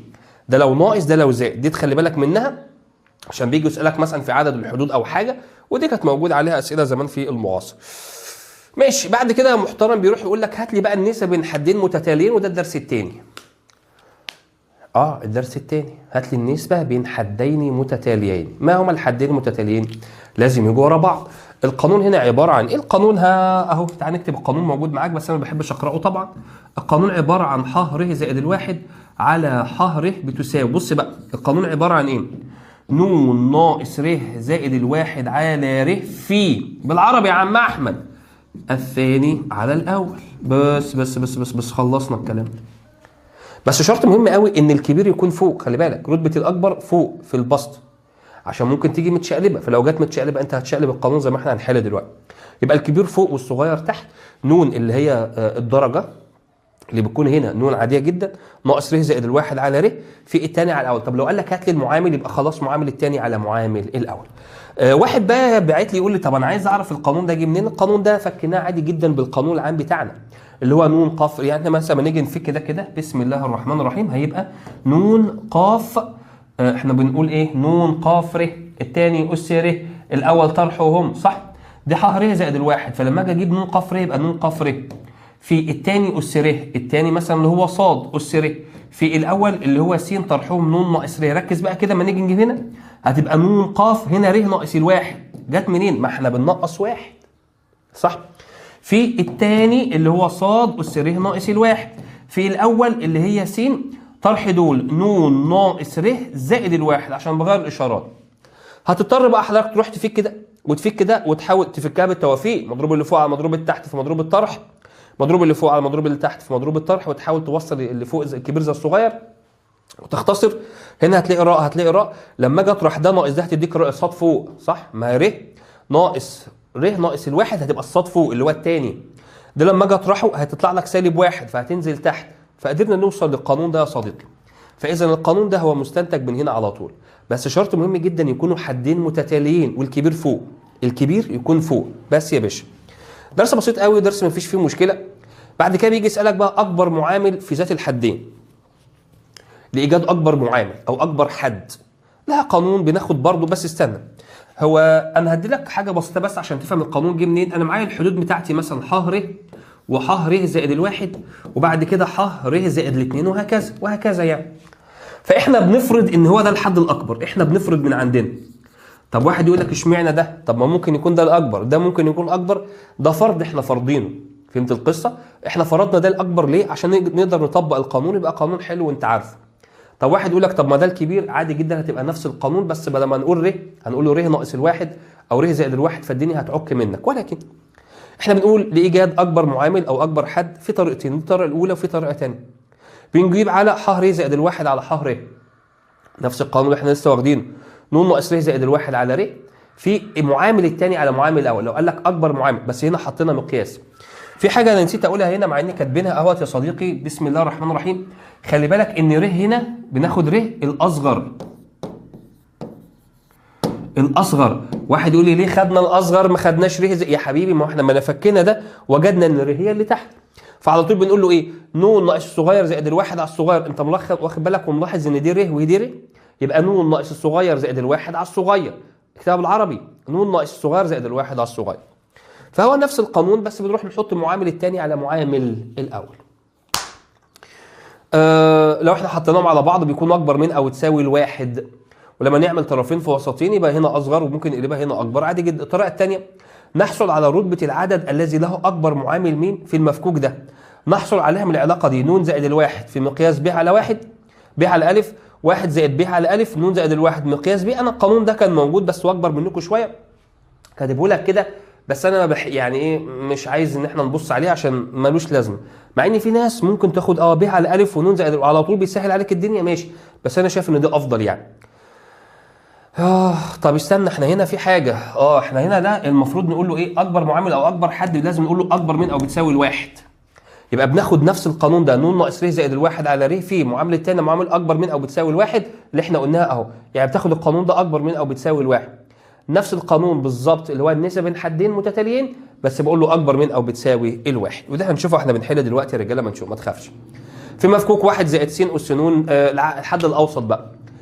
لو ن عدد زوجي يبقى الحد الاوسط هو اكبر معامل عندك او المعامل بتاعه. لو ن فردي يبقى بيطلع لك حدين اوسطين. حدين اوسطين ده الطريقه الثانيه، ده القانون. احنا في عندنا هنا ازاي بنجيب الحد الاوسط، هنجيبه اهو، بس تعال نقول دي الاول. انت عندك طريقه بتاخد بقى القانون لايجاد اكبر حد او اكبر معامل، تقول له ح ر زائد الواحد على ح ر اكبر من او بتساوي الواحد، او ح ر زائد الواحد على ح ر اصغر من او بتساوي الواحد، تبدا تطبق القانون. فمن الاخر كده لايجاد اكبر حد او اكبر معامل بناخد القانون بتاعنا ده يا رجاله. بسم الله الرحمن الرحيم. ن ناقص ر زائد الواحد على ر في مقياس الثاني على الاول، ويكون اكبر من او بتساوي الواحد. لو انا عايز اجيب اكبر حد، وطبعا بجيب من هنا ر اللي هي الرتبه بتاعته. طب لو قال لك اكبر معامل، بدل ما باخد الثاني على الاول بقول له معامل الثاني على معامل الاول. برضو القانون اللي انا قلت لك عليه اهوت. في مفكوك 1 ن عدد زوجي، فان معامل الحد الاوسط هو اكبر معامل فردي، الحدين الاوسطين هما اكبر معاملين عندي. ازاي نجيب الحد الاوسط بقى؟ ودي اللي انا بدور عليها، ودي مهمه هتحتاجها دلوقتي. الحد الاوسط والحدين الاوسطين امتى بيطلع حد واحد وامتى بيطلع حدين؟ بص يا صديقي، والله لو الاس هنا عدد زوجي بيطلع حد واحد، لو الاس فردي بيطلع حدين زي ما احنا قلنا. ليه؟ لو انا مثلا معايا س زائد الثلاثه الكل اس 3 ده فردي، فدي لما تيجي تجيبها او تيجي تفكها يطلع الحد الاول وبعد كده الحد الثاني وبعد كده الحد الثالث وبعد كده الحد الرابع. ما احنا عارفين ده بيطلع 4 حدود، ن زائد الواحد. فلما اجي اشيل ده مع ده هيطلع لك هنا حدين. فعشان كده قلنا لو الاس فرد بيطلع حدين اوسطين. طب لو الاس زوجي زي ايه مثلا؟ س زائد الثلاثه الكل اس 4، ده ما يجي تفك يطلع بخمس حدود، ح 1 ح 2 ح 3 ح 4 ح 5. لما نيجي نطير من هنا من هنا من هنا يطلع لك ده الحد الاوسط. الله. فاحنا بنقول لو الاس بتاعك زوجي بيطلع حد واحد بس. طب الحد الاوسط ده نجيبه ازاي؟ بص، ن على الاثنين زائد الواحد، الاس على الاثنين وزود واحد، يعني مش ده 4. 4 على الاثنين 2 2 1 3 يبقى هو الحد الثالث. فهمت؟ طيب يا ترى بقى لو الاس فردي قال لك بيطلع حدين، ن زائد الواحد على الاثنين ونون زائد 3 على الاثنين، او ن زائد 1 على الاثنين واللي بعده، ودي قلناها قبل كده. يعني هنا 3 طبعا ما ينفعش اسم على الاثنين، زود واحد، 3 و1 4 على الاثنين فيها الاثنين، يبقى الحد الثاني والثالث. الحد الثاني والثالث هما الحدان الاوسطان. بيجي بعد كده يقول لك طب اذا كان الحدان الاوسطان متساويان، يعني بتساووا بعض، دي علاقه جميله قوي، ده ايجاد الحد. لا، ده عايز اكتب لك ده يا صديقي. لو الراجل جاي يقول لك مثلا اذا كان معانا 2 س زائد 8 الكل اس 6، عشان احنا قلنا لو زوجي بيطلع حد واحد، انما لو فردي هنا بيطلع حدين. ماشي، ده هنا لما تيجي تجيب الحد الاوسط على طول بنروح نقول له ايه؟ 6 على الاثنين زائد الواحد، 6 على الاثنين 3 و1 4 يبقى هو الحد الرابع. فالاقول لك هات الحد الرابع. ولكن لو نفس السؤال جه قايل لك 2 س زائد 8 الكل اس 7، سأل حاجه ثانيه، قايل لك اذا كان الحدان الاوسطان متساويان. ماشي، اعمل ايه؟ اروح اجيب الحدين الاوسطين؟ لا مش محتاجهم. طب ما تيجي نجيبهم الاول. نروح نقول له يبقى 7 زائد الواحد على الاثنين واللي بعده، يبقى 7 زائد الثلاثة على الاثنين، 7 و1 4 على الاثنين 8 على الاثنين 4 يبقى هو الحد الرابع والحد الخامس. دول الحدان الاوسطان. لما الراجل بقى يقول لك اذا كان الحدان الاوسطان متساويان، انا مش محتاج اروح اجيب الحد الرابع والحد الخامس واسويهم ببعض، ولكن انا عندي لها اختصار جميل قوي. ايه الاختصار ده؟ لما الراجل يجي يذكر الحدان الاوسطان متساويان، ساوي دول ببعض. يعني تروح تقول له 2 س بتساوي 8، يبقى س يا محترم يطلع بكام؟ ب4. ده في حاله لو الحدان الاوسطان متساويان، ساوي اللي جوه المفكوك ده ببعضه. في مشكله؟ لا ان شاء الله ما فيش اي مشاكل. طبعا احنا وقفنا الفيديو شويه وبعد كده انا هربت منكم، عملت شويه شاي عشان احنا كاتبين لك هنا احتاج الى القهوه. فلازم وانت شغال تكون مروق على دماغك كده ومروق على بالك، وتكون قاعد مركز بلاش تكون ضاغط نفسك، بلاش تكون متوتر. اكيد لسه بدري، اكيد لسه في وقت كتير، اكيد عندك وقت. طول ما الامتحان مش بكره لسه في وقت. وخلي دي يعني دي خليها حاجه عندك، بس ما تخليهاش تسويف.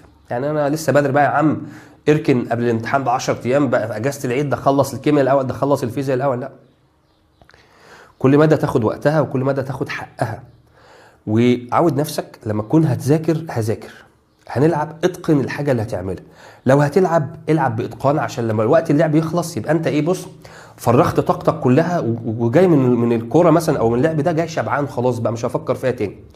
فلما هقعد هذاكر هدي المذاكره حقها، هفصل دماغي خالص وهفصل تفكيري خالص عن اي مشتتات واي حاجه تانية. ولا دماغي النهارده في حصه الرياضه، بص يا انا يا انتي، هقعد قدام الحصه ساعه ساعتين 3 ساعات مش هقوم الا لو انا مخلصها وانا فاهمها. مش انت لما بتروح تلعب الكوره او تروح ماتش الكوره بتكون رايح بقى كده جاب التيشيرت النظيف والكوتش النظيف، مسرح شعرك وحاطط بقى، الحمد لله احنا ما فيش هنا شعر ولكن انت احسن مني، مسرح شعرك بقى ومظبط نفسك، وحتى كده حاطط مزيل عرق بقى كده ومستحمي كده قبل ما تروح، واد نظيف كده صح، واخد الشنطه معاك واخد جزمه الكوره ومظبط الدنيا صح كده، وقافل تليفونك عشان ما حدش يتصل عليك، ومركز بقى. احنا العيال دول بص هنمسكهم النهارده يا عم احمد 9-0 صح. ليه بقى لما بتروح تقعد على المذاكره ما بتعملش كده؟ يعني ايه برضو ليه ما بتاخدش دش كده حلو عشان تفوق وتقعد كده مهيئ نفسك ومسرح شعر ومسرح شعرك ومهيئ نفسك نفسيا، وفاصل التليفون وبعد عن التلفزيون وبعد عن صاحبك ده وعن زميلتك دي، وفاصله دماغي خالص ومركزه في المذاكره؟ ليه ما بعملش كده؟ المذاكره دي بتقرص؟ ده بالعكس، ده مستقبلك هنا. زي ما بتتقن عملك في الخروجه، بتيجي تخرج مع حد صاحبك ولا تتفسح بقى، دماغك يا باشا عنب، لا عايز ابوك يتصل بيك ولا امك تقلقك. نفس الحوار لما تقعد تذاكر برضو، انا عايز دماغك تكون هاديه، دماغك تكون مركزه، دماغك تكون كده بص قاعد مروق دماغك، كوبايه شاي جنبك، المايه جنبك، كوبايه القهوه. بلاش اقفل تليفونك خالص، ابعد عن الحاجات المشتته. بتفرج مثلا على التليفون او على الكمبيوتر مثلا، اقفل الاشعارات عشان دماغك ما تروحش هنا، دماغك ما تروحش هنا. لازم تكون قاعد مركز. فانا برضو وانا بشتغل، انا برضو كل شويه بفصل، بشرب شويه ميه، بجيب لي كوبايه شاي، بعمل لي كوبايه قهوه، فاهم القصه؟ عشان برضو نعمل ان دماغنا، انا بستمتع وانا في شغلي ده، انا بستمتع فعلا، انا واقف هنا بستمتع ان انا بشرح، بستمتع ان انا بقول معلومه، بستمتع ان في حد بيستفيد مني. انت برضو حاول في اي مجال من حياتك تستمتع فيه، مش غصب عنك، هو بمزاجك. ما انت لو ما استمتعتش بمزاجك هتستمتع غصب عنك وتاخدها بقرف. ليه بقى؟ لا يا عم انا اخدها بمزاجي بقى، اقعد على حصه الرياضه، حصه فيزياء، حصه عربي، حصه كيمياء، حصه اي حاجه، مروق دماغي خالص، فاصل دماغي عن المشاكل وعن المشتتات وعن كل حاجه وكده، وقاعد كده مكتبي نظيف ولبسي نظيف وقاعد كده ومروق دماغي وقاعد هادي خالص. الساعتين او ال3 ساعات اللي انت شايفهم كتار دول والله يخلصوا بسرعه، وبالعكس هتطلع منهم مستفيد استفاده كبيره. فاتقن عملك واتقن مذاكرتك وخلي النيه لله عشان ربنا يصلح حالك يا رب. كل شويه هقول لك، يعني لو حتى راجل مش عشان خاطرك، عشان خاطر والدك ووالدتك، عشان خاطر ابوك وامك، دول يستاهلوا يفرحوا يا راجل. ربنا يصلح حالكم يا رب. نروح بعد كده ليه صلى الله على سيدنا محمد عليه الصلاه والسلام. احنا قلنا ده، احنا ايه اللي رجعنا هنا كده؟ ماشي. صلى الله على سيدنا محمد عليه الصلاه والسلام الى ايجاد الحد المشتمل على القوى س او س اس كاف. ده الدرس الاخير عندك في ذات الحدين. يعني يا عم احمد، يا راجل بيقول لك لايجاد الحد المشتمل على قوه معلومه للرمز س ولكن س اس م، نجيب ح ر زائد الواحد، وبعد كده نجمع قوى س، وبعد كده نساوي مجموع قوى س بالسين المطلوبه عندك ونجيب منها ر. يعني نفس الحدوته، احنا حلينا على الكلام ده كتير وهنحل دلوقتي وهنظبط لك الدنيا ما تقلقش. يعني ايه؟ يعني الراجل يقول لك مثلا اوجد الحد المشتمل على س اس 3 على س اس سالب 2، ما بعملش حاجه خالص، بطبق الحد العام يا صديقي اللي هو ح ر زائد الواحد، عباره عن ن ق ر في الثاني، نفس القانون مش هروح بعيد، يعني اس ر في الاول طرحهم ن ناقص ر. وبعد كده بص بنقول لك ايه بقى؟ نجمع، احنا قلت لك اهو نحصل على مش عارف جمع قوى س، يعني جمع الاسس بتاع السين، جمع اسس س، يطلع لي مثلا س اس اي حاجه، س اس 12، هروح اساويها بالسين اللي قال لي عليه 12 ر مثلا، هروح اسويها بال 12 مثلا يعني هروح اسويها بسين اللي قال عليها سين مثلا اس 4، فاسوي الاس ده بالاس ده. 12 ر بتساوي 4، يبقى ر بتساوي كام يا محترمين؟ تلت مثلا يعني مثلا، او العكس بقى، يعني مثلا خلي هنا ال 12 وخلي هنا ال 4 فهتطلع 3. احنا بديك مثال يعني بسيط كده. فهنا ما فيش حاجه جديده، ولكن هو بطبق القانون العام او الحد العام بتاعي واجمع السينات في الاخر واسويها بالسين اللي قال عليها وشكرا.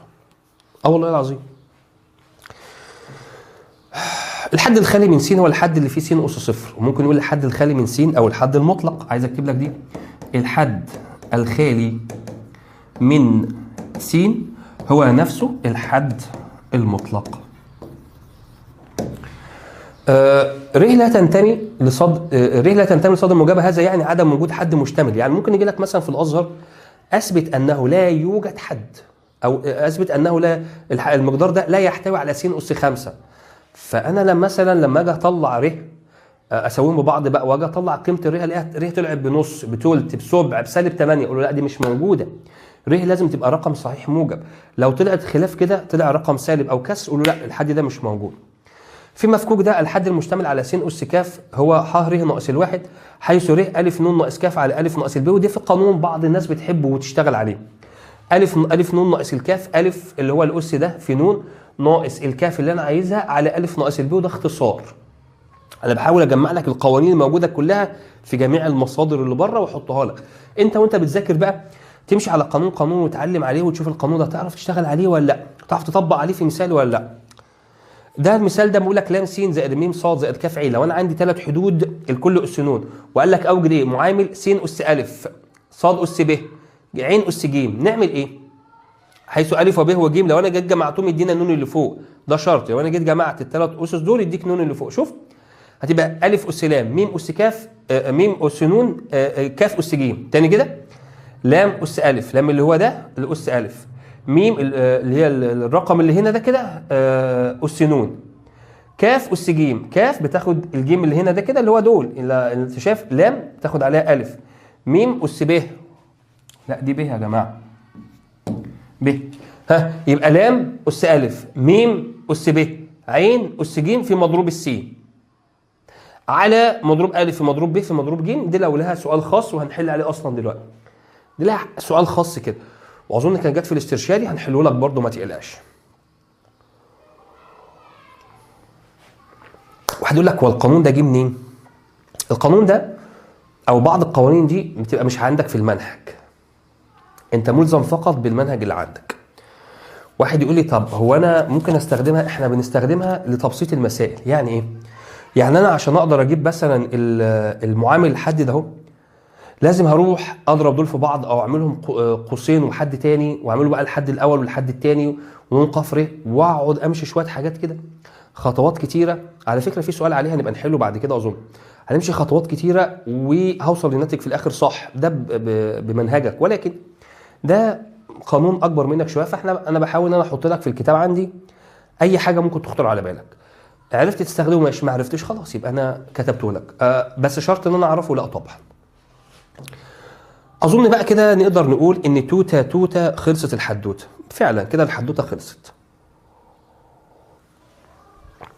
احنا يا جماعه بنلم لك وبنلخص لك الوحده الاولى في الجبر، وبرضو هقعد اعيد وازيد في الحته دي. انت كطالب منص عندي الشرح الاساسي موجود، الثلاث دروس دول كل درس مشروح لوحده، محلول الواجب عليه ومحلول كتاب المدرسه عليه. انت بنزل لك 3 دول.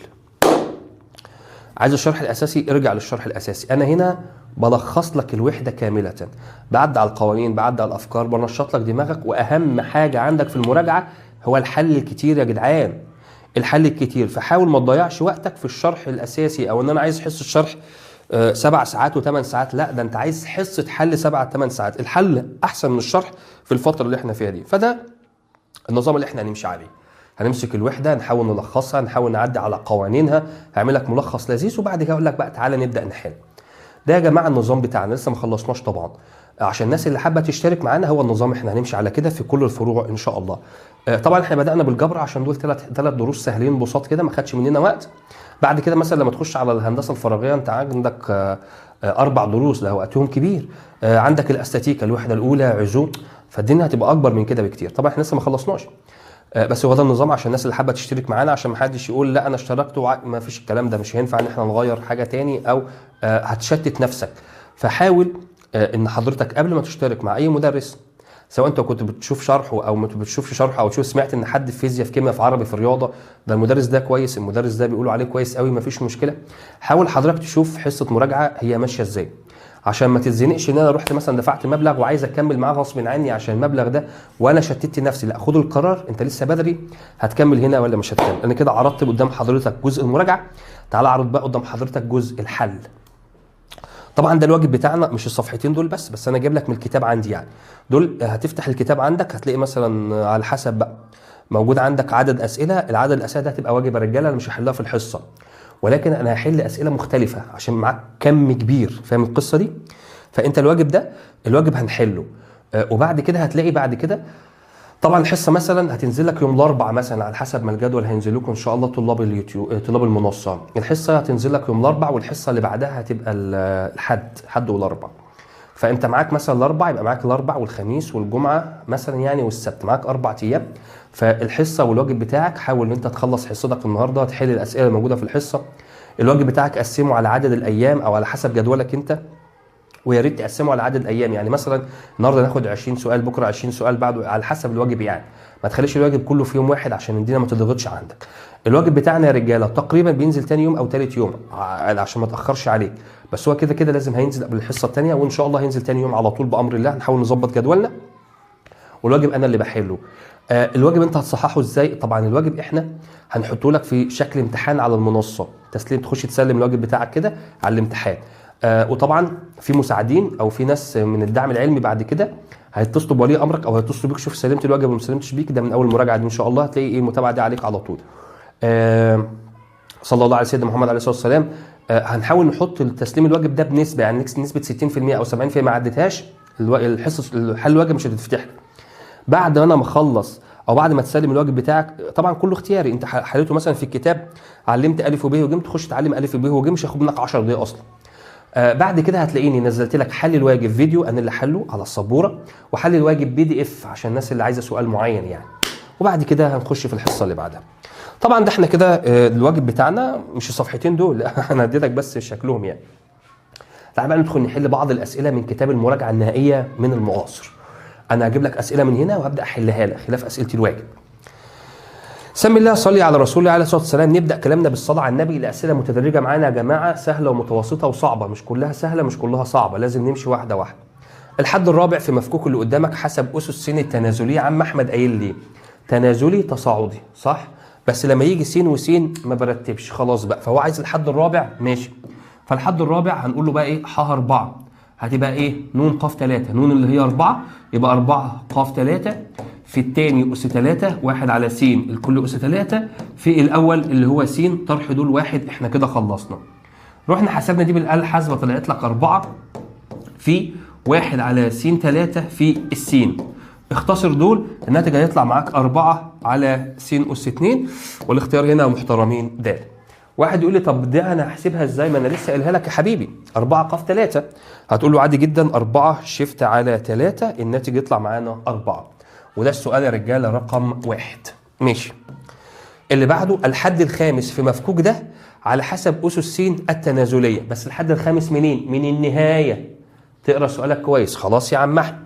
الحد الخامس من النهايه ممكن ابدل دول او ممكن اقول كده بالعربي ده هيكون بالنسبه لي الحد الاول وده هيكون بالنسبه لي الحد الثاني عشان هو عايز من النهايه خلاص. فنطبق القانون عادي جدا ونقول له الحد الخامس عادي خالص نون اللي هي 12 ق 4 في الثاني أس 4، الثاني اللي هو ده بقى ايوه اللي هو س 3 على الاثنين أس 4 في الاول اللي هو ده سالب 2 على س تربيع الكل أس طرح دول 8. كل واحده باشارتها يا جماعه. هو بقى عايز يخلصها، تعالى يا باشا نخلص. هنحسب دي طبعا 12 ق 4 ومالكش دعوه بالارقام. 12 شيفت على 4 الناتج يطلع يا هندسه 495 ماليش دعوه. في تعالى بقى هنا كده س تكعيب الكل أس 4 بنقول له س كده، ونعمل ايه في الاسس؟ بنضربهم 3 في 4 ب 12 2 أس 4 اللي هي 16 انا مالي. في بنوزع السالب الاس بتاعه زوجي بيروح 2 اس 8 هعملها 2 اس 8 عشان احسبها. 2 اس 8 على طول 256. فنعمل شيل دي كده ونقول 256 على س 2 في 8 ب 16. خدت بالك ان السالب راحت مع الاس الزوجي. عايزين نخلص الليله دي، تعالى يا باشا هنخلصها عادي جدا. هنا س 12 وهنا س 16 بنطرح الاسس يفضل معايا س 4. انتوا مش صغيرين. هضرب ده في ده واقسم على ده على طول بقى. 256 في 4 9 5 اللي يطلع يا باشا اقسموا لي على ال 16. ده ارقام شكلها كبيره قوي. 7 29. فين 7 29 موجوده الحمد لله. 7 29 على س اس 4 والاختيار هنا يا رجاله الف. ارقام كبيره مش ارقام صغيره، في رموز في كسور مالكش دعوه، معاك آلة حاسبه معاك قوانينك بتبدا تشتغل وما تخافش. السؤال رقم 2. الحد الاخير اخر حد ماشي في مفكوك اللي قدامك ده على حسب اسس س التصاعديه. عم احمد قايل لي الحد الاخير ده باخد اخر واحده واخد عليها الدرجه، لسه قايل لنا، ولكن انا شايف ان دول قوسين اتنين مضروبين في بعض. ايه مضروبين؟ طب ما تضربهم. هضربهم ازاي؟ اتفقت معاك حالا، نحط الخمسه كده واضرب 2 في 2 ب 4، موجب في سالب بسالب، س في س بس اس 2. كده انت شاطر. اول حاجه في ذات الحدين لازم يبقوا حدين اتنين يا رجاله. ماشي. لو انا عايز الحد الاول هاخد ده اس 5، عايز الحد الاخير ده باشارته يبقى سالب س اس 2 الكل اس 5 باشارته. ده لما يتفك يطلع بسالب ادي س 2 في 5 ب 10. يبقى سالب س اس 10 يا رجاله محترمه، والاختيار هنا ج. وده السؤال 3. يلا اللي بعده. اصل احنا عندنا حل كتير ومسائل كتير، فانت الفيديو موجود معاك، وقف الفيديو بطئه سرعه.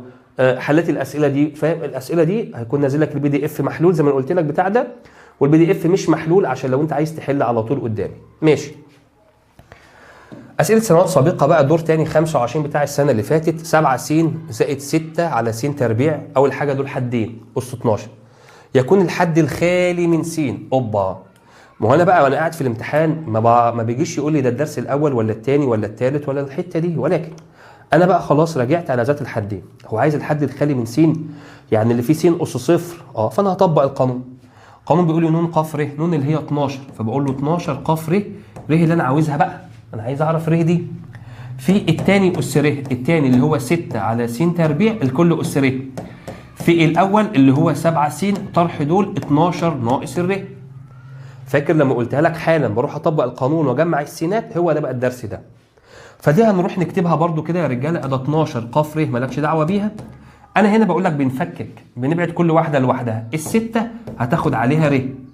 في السين يا رجاله موجوده في المقام تطلع فوق باس سالب، انتوا مش صغيرين، يبقى سالب 2 في ر، يبقى معايا هنا سالب 2 ر. في السبعه برضو فككها كده اهو، تاخد 12 ناقص الر.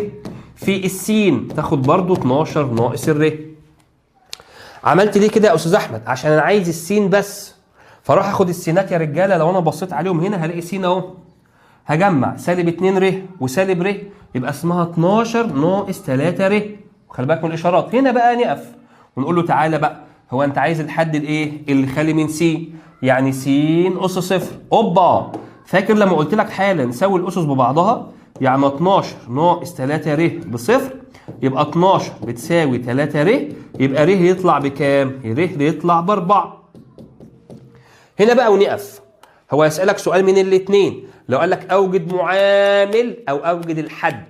طب لو قال لي هات لي المعامل، لا، بتاخد الاربعه اللي طلعت ده اهي ونروح نعوض في المعاملات هنا وهنا وهنا، تاخد ارقام بس وتحسبها بقى الحسب. ولكن قال لك هو الحد كام؟ الله، هي مش ريها باربعه؟ يبقى الحد الخامس. يا عم انت تخوفني ليه؟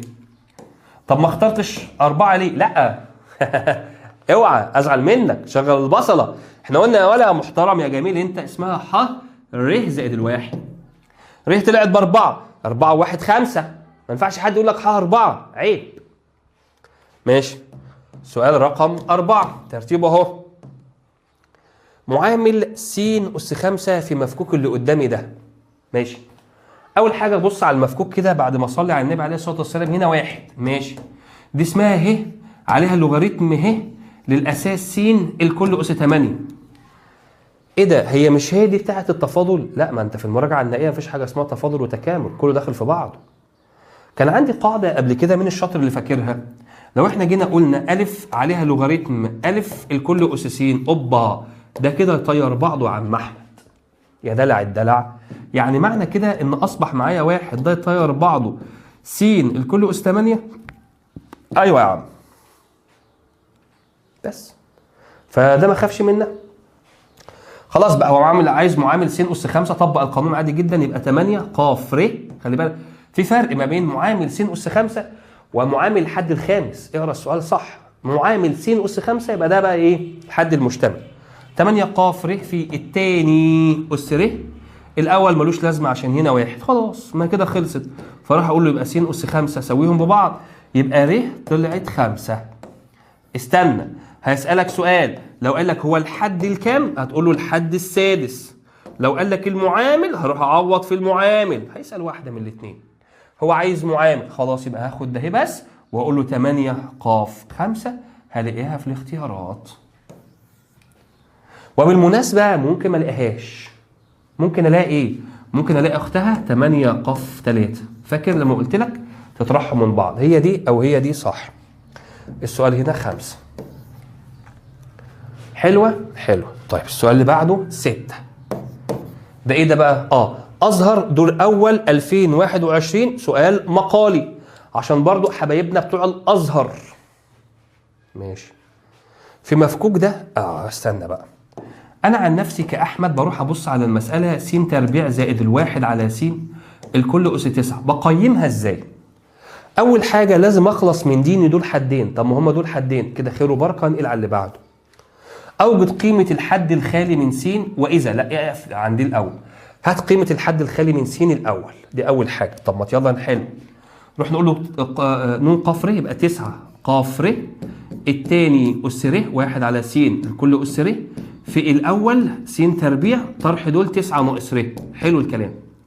فيطلع معاك هنا 9 ق ر في السين في المقام تطلع فوق س سالب ر في، مفيش ارقام عشان افصلها فخلاص س. وخلي بالك بتضرب 2 في 9 ب 18، انتوا مش صغيرين، ناقص 2 في ر ب 2 ر. يا حبيبي انت وهو بتضرب 2 في 9 ب 18 و2 في ر ب 2 ر. وبعدين جمع السينات بقى يا واد يا محترم، يبقى س سالب ر وسالب 2 ر يبقى اسمها 18 ناقص 3 ر. ماشي. هروح اسويها بس اس كام؟ خالي من س اس صفر. يلا اسويهم ببعض. 18 ناقص 3 ر بتساوي صفر. طب 3 ر ليه؟ دي سالب ر وسالب 2 ر سالب 3 ر. انقل واقسم، لقيت ان ر طلعت ب 6. 18 على 3 يبقى هو الحد السابع. هو عايز بقى قيمة، عشان دي بتغلطوا فيها بتنقصوا درجات. عايز قيمته. قيمته يعني ايه؟ يعني القيمة بتاعته، المعامل بتاعه. ففي فرق ما بين قيمة الحد والحد والمعامل. لو قال لك قيمة الحد لازم اخد الستة دهات ارجع اعوض تاني. عوض هنا 6 يبقى يطلع معانا كده 9 ق 6. لو عوضت هنا 6 هيروحوا مع بعض. ف9 ق 6 لو انا حسبتها على الآلة الحاسبة عشان هو عايز القيمة، 9 شيفت على 6 ناتج يطلع 84. رد ولا الدكتور من الجماعة بتوع الازهر يقول لي طب لو انا ما جبتش القيمة واكتفيت بس ان انا قلت ر 6 وح 7 هنقص؟ طبعا هتنقص لك نص درجة على الاقل، او ممكن تحصل درجة عشان انت ما جبتش الناتج. دي يا محترم اوجد قيمة، عايز قيمته. ومن هنا لازم نأكد على قراءة السؤال قراءة كويسة.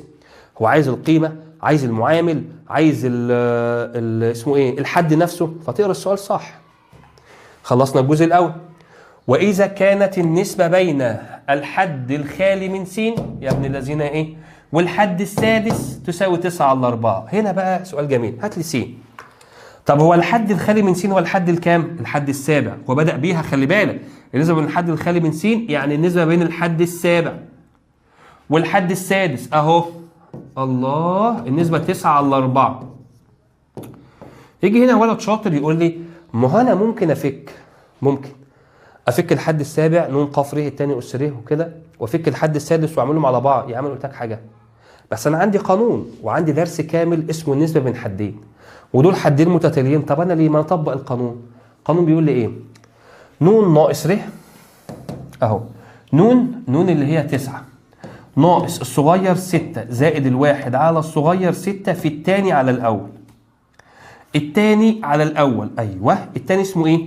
1 على س على الاول س تربيع كده اهو. كل ده يا محترم طلعت 9 على 4. خلي بالك من اللي هيحصل. فهمت دي؟ طيب ما تيجي يا باشا ناخدها بقى تحت ونبدا نكمل كلامنا. 9 ناقص 6 3 و1 4، فيطلع معايا هنا 4 على 6 مضروبه فيه. المنظر ده يا جماعه احنا بنعمله ازاي؟ عشان في طلبه بتخاف منه. بص يا صديقي، دي اسمها 1 على س على س تربيع. الله، عشان في ناس بتخاف بقى من المقام بسط، والبسط فيه مقام. اعملها على حسابيه. العلى دي ارجع حولها الى فيه، هتتكتب كده 1 على س في شقلب اللي بعدها 1 على س تربيع، اصبحت 1 على س اس 3. فهمنا دي خلصنا منها ازاي؟ انتوا مش صغيرين. فاجي هنا اقول له خلاص يبقى 1 على س تكعيب، كل ده بتساوي 9 على 4. 9 على 4 اكيد. ماشي، خلص الليله دي بقى يا عم، ما توجعش دماغي. هعمل ايه؟ اهو يا عم، البسط 4 والمقام 6 س تكعيب بتساوي 9 على 4 مقصات كده وعيش، يبقى 4 في 4 ب 16 بتساوي 6 في التسعة. ما احنا نختصر، معايا آلة حاسبة س أس 3 وارجع اقسم 6 في 9.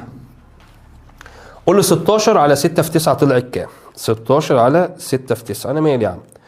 طلعت معايا 8 على 27. 6 في 9 على 2 فيها 8 على 2 في مظبوط كده. يبقى طلعت معانا ايه؟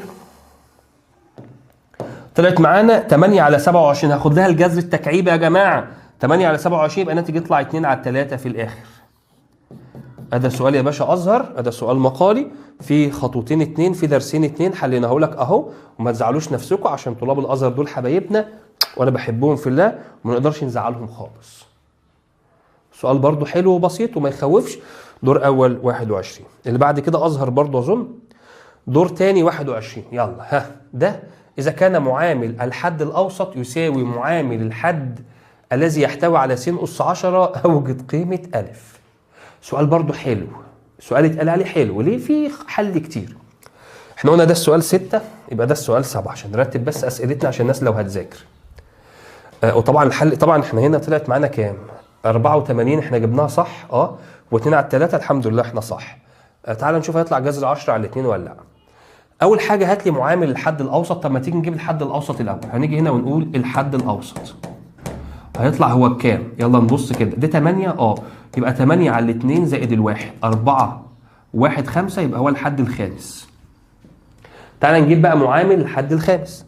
فبنقول ن ق ر. هنجيب معامل الحد الخامس. يلا ن اللي هي 8 ق 4 خلي بالك في الثاني أس 4. انا باخد المعامل بس يا جماعه. 1 على الألف أس 4 عشان هو قال لك معامل. في المعامل الأول 1 ملوش لازمة. يبقى ده كده معامل الحد الخامس اللي هو معامل الحد الأوسط يعني. معامل بس. قال لك يساوي معامل بس الحد الذي يحتوي على س 10. يا ابن الذين يا ايه؟ هنا بقى لازم نجيب هو الحد الكام. فده درس الحد المشتمل على س أس ك. أيوه اللي هو القانون. يلا فنقول له ايه؟ 8 ق ر في الثاني أس ر. 1 على ألف س على بعضها أس ر في الأول س تربيع طرح دول 8 ناقص ر. فكك يلا زي ما علمتك. هتقول لي إيه؟ 8 ق ر في 1 على ألف سيبها زي ما هي أس ر في السين هتطلع فوق بأس سالب ر في السين 2 في 8 ب 16 ناقص 2 ر. جمع السينات يا ولا. يبقى س 16 ناقص 3 ر. يبقى معاك هنا 16 ناقص 3 ر. هروح اساويها بس أس كام يا محترمين؟ 10.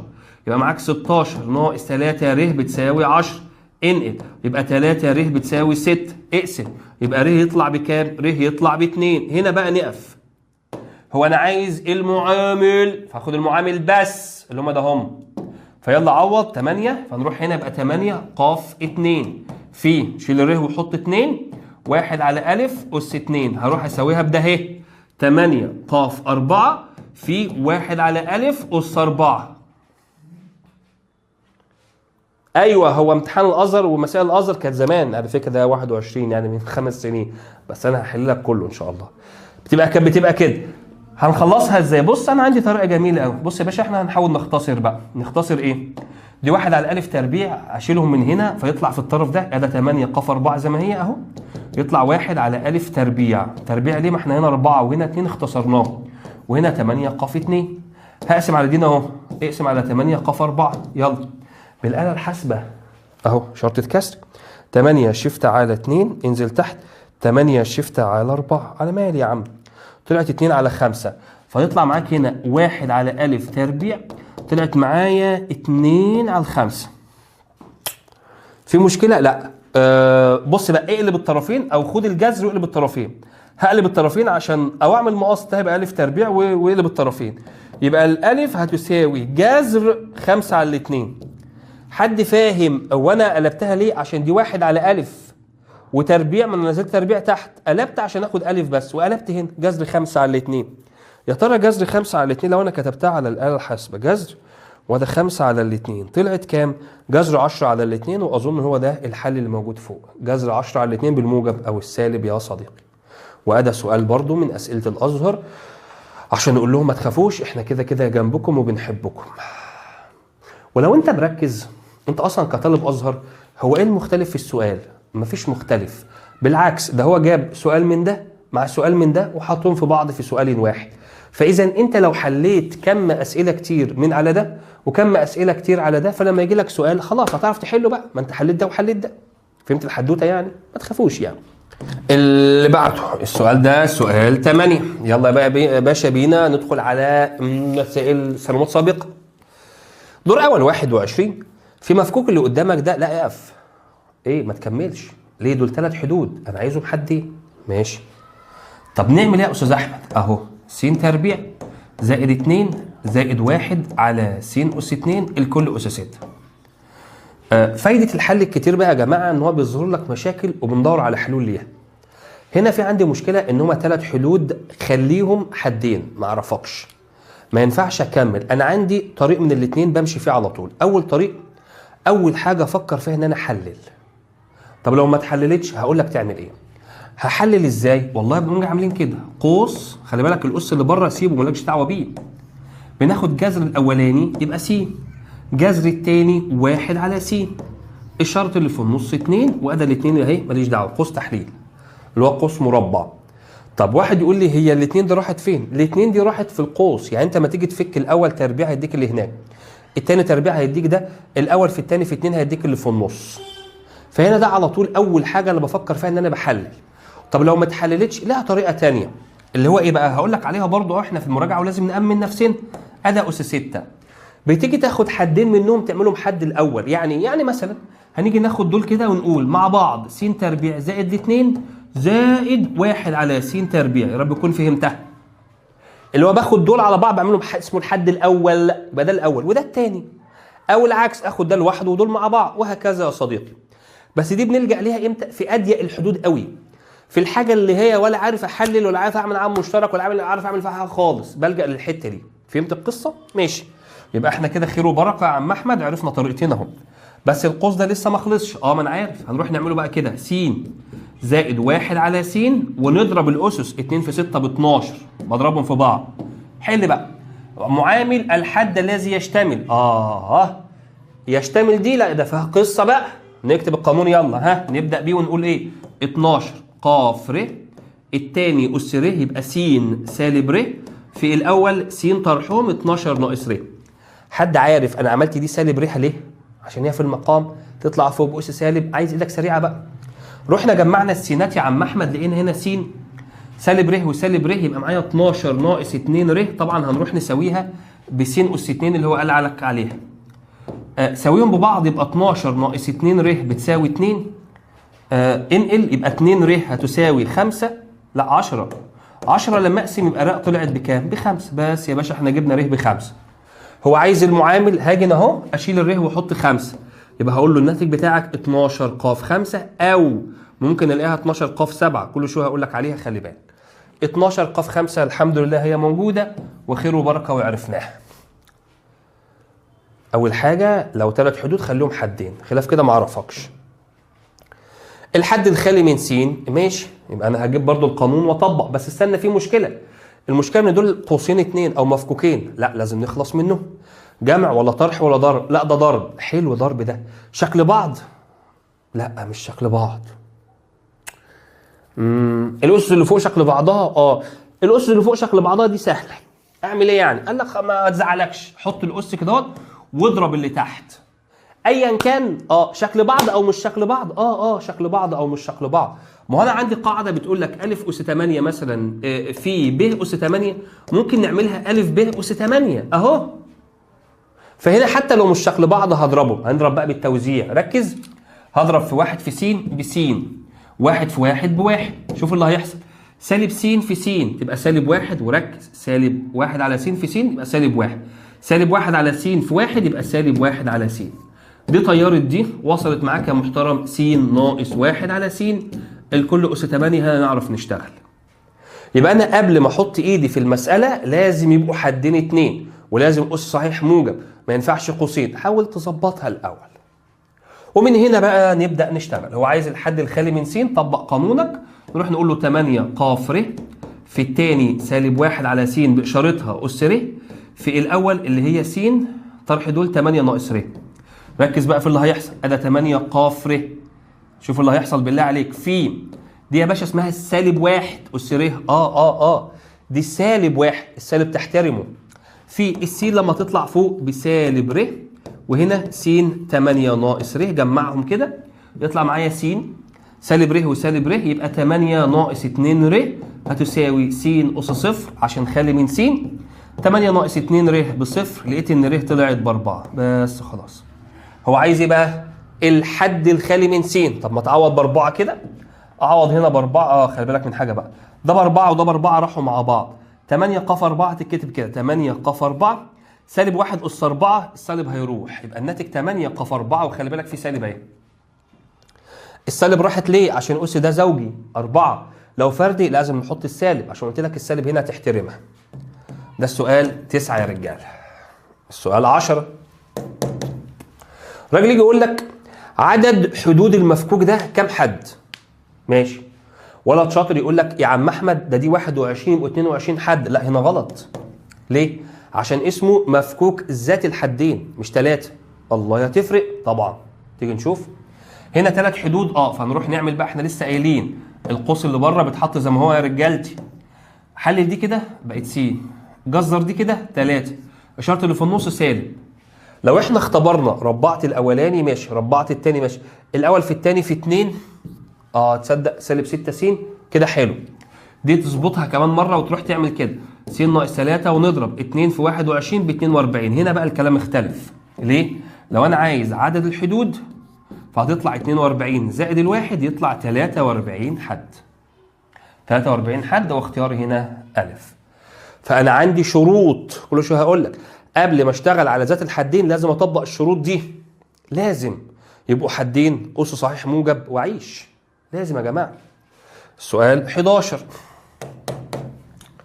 إذا كان الحدان الأوسطان متساويان هات لي س تربيع بتساوي إيه؟ هنا جميل قوي. أول ما أقول لك خد بالك ال 24 أهو، الحدان الأوسطان متساويان ساوي دول ببعض، يبقى أنا لقيت كده أن س تربيع هتساوي الواحد وأروح أختارها أهي. دي يا جماعة ملحوظة خلي بالكم منها، موجودة في الكتب. مش لازم إن أنا أروح أجيب الحدين وأساويهم ببعض، وبالمناسبة لو أنا جبت الحدين الأوسطين وساويتهم ببعض هيطلع نفس الناتج. وممكن اجربها لك اهو، مش دي 7 فنقول له الحدين يبقى 7 زائد الواحد على الاثنين، 7 1 8 على الاثنين، يبقى هو الحد الرابع والحد الخامس. اتفضل انت بقى لو انت فاضي هات الحد الرابع بكام وهات الحد الخامس بكام وطبقها. شوف اطلعوا شكل بعض ولا لا. واحد هيسال السؤال يقول لي طب لو انا ازهر اعمل ايه؟ هروح اعمل كده؟ لا يا حبيبي، انت عندك القانون اهو، الحد هتقول كده بما ان الحدان الاوسطان متساويان اذا س تربيع بتساوي الواحد بس. ده قانون موجود في المدرسة وكتاب المدرسة، موجود في المعاصر، موجود في كل الكتب، ما تخافش. وانا عارف ان انا بشرح لازهر وبشرح لعام. السؤال 12، الدور اول 25 بتاع السنة اللي فاتت، س زائد 2 على س تربيع. لا هنا نقف شوية، ده هي جايه متظبطة اهو، س زائد 2 على س تربيع الكل أس 8. انا هي جايه متظبطة حدين وأس موجب، ده الدنيا جميلة قوي. اوجد قيمة س. حاضر. الا تجعل الحد الاوسط يساوي 70. فقيمة س تجعل الحد الأوسط تساوي 70، يمكن أن تساوي إيه؟ أنا مالي؟ فهمت إيه؟ بس كده. لما يجي لك سؤال وخصوصا في الامتحان تقول هو أنا فهمت إيه؟ وهو قال لي إيه؟ وهروح أمشي وراه. الراجل قال لي عايز قيمة س، خلاص يبقى أنا معايا س. ألا تجعل الحد الأوسط. طب ما تيجي نجيب الحد الأوسط كده أهو. هنقول يا رجالة هنا محترمة الحد الأوسط عباره عن ايه يا عم احمد؟ نون على الاثنين يبقى 8 على الاثنين زائد الواحد. هنا كان حدان فقلنا نون زائد الواحد. 8 على الاثنين 4 1 5 يبقى هو الحد الخامس. بس كده. قال لك ايه بقى؟ الحد الاوسط تساوي 70. الله، طب ما تجيب الحد الاوسط وتساويه ب 70، انت خايف ليه؟ والله العظيم بالسهوله دي اهو يا حبيبي اضحك عليك. طب ما يلا هات الحد الاوسط، هات الحد الخامس، فنقول له ايه؟ 80 قاف 4 في الثاني اللي هو 2 على س تربيع اس 4 في الاول اللي هو س طرح دول 8 مش 80 دي 8 ناقص 4 كل دول ب 70. عيش مع نفسك بقى. اعيش ازاي مع نفسي؟ عيش مع نفسك هنا. فنقول له 8 شيفت على 4 حسبناها طلعت 70. 70 اهو في 2 اس 4 ب 16. هنا خلي بالك بضرب 2 في 4 ب 8 بضرب في س اس 4 بتساوي 70. حل الرياضه بقى انت مش صغير. اختصر 70 دي مع 70 دي يفضل هنا 1. س اس 4 مع س اس 8 يفضل 4 تحت، يبقى معايا هنا 16 على س اس 4 بتساوي 1 مقص، يبقى س 4 ب 16. خد الجذر الرابع، س تطلع موجب وسالب 2. واحد يقول لك طب الجذر الرابع بجيبه ازاي؟ بنقول له شيفت جذر، اي جذر في الدنيا، عايز جذر رابع جذر خامس شيفت جذر. ونروح نكتب مثلا ال 16 نرجع بالسهم كده اهو نشيل الثلاثه ونحط مكانها 4. الناتج يطلع 2 موجب وسالب. هو قايل لك بقى يمكن ان تساوي، هتلاقي واحده فيهم الاثنين هي اللي موجوده فاروح اختار الاثنين يا رجاله. سؤال السنه اللي فاتت شايفه سؤال بسيط، سؤال حلو ما يخوفش، وانت اتدربت على شكله دلوقتي اهوت وهتعرف تحله. لو جالك حتى لو ما قلناهوش هتعرف تحله، ما انت معاك المعلومه. ماشي. دور تاني 22. اذا كان الحدان الاوسطان في المفكوك ده متساويان هات السين. استاذ احمد قايل لي لا هو لازم يبقوا قوس واحد، دول قوسين 2 نفس الاسس يا ابني. الاسس ليها 99 اضربهم في بعض، حط ال 99 كده اهو وامشي اضرب في بعضه. 1 في 1 بواحد، 1 في سالب س بسالب س، 1 في س تربيع بس تربيع، س في 1 بس، س في س بس تربيع، س في س تربيع بس تكعيب. لقيت هنا ايه؟ لا في واحد ماشي، سالب س مع س تربيع مع سالب س تربيع اصبحت 1 زائد س تكعيب الكل اس 99. انا بقى مش محتاج ان انا اروح اقول لك يا ابني ما ده فرق ما بين مكعبين، والله انا مدرس عارفها، عشان هنلاقي ناس تعلق يا جماعه انا عارف ان ده فرق ما بين مكعبين والله او مجموع مكعبين انا عارف، بس انا لازم اقول لك القاعده العامه ايه يا باشا. اضرب قوسين في بعض بالتوزيع ما توجعش دماغك. اظن بقت سهله بقى. عايز ايه؟ الحدان الاوسطان متساويان. عمك احمد قال لك ساوي دول ببعض، يعني س تكعيب بتساوي الواحد، خد الجذر التكعيبي لقيت الناتج هنا يا دكتوره 1. فعلى طول اذا كان الحدان الاوسطان متساويان اذا الحد الاول يساوي الحد الثاني على طول. هنا وصلنا لكام يا ابني؟ 12 13. هات السؤال اللي بعده 14. معانا اسئله كتير خلي بالكم.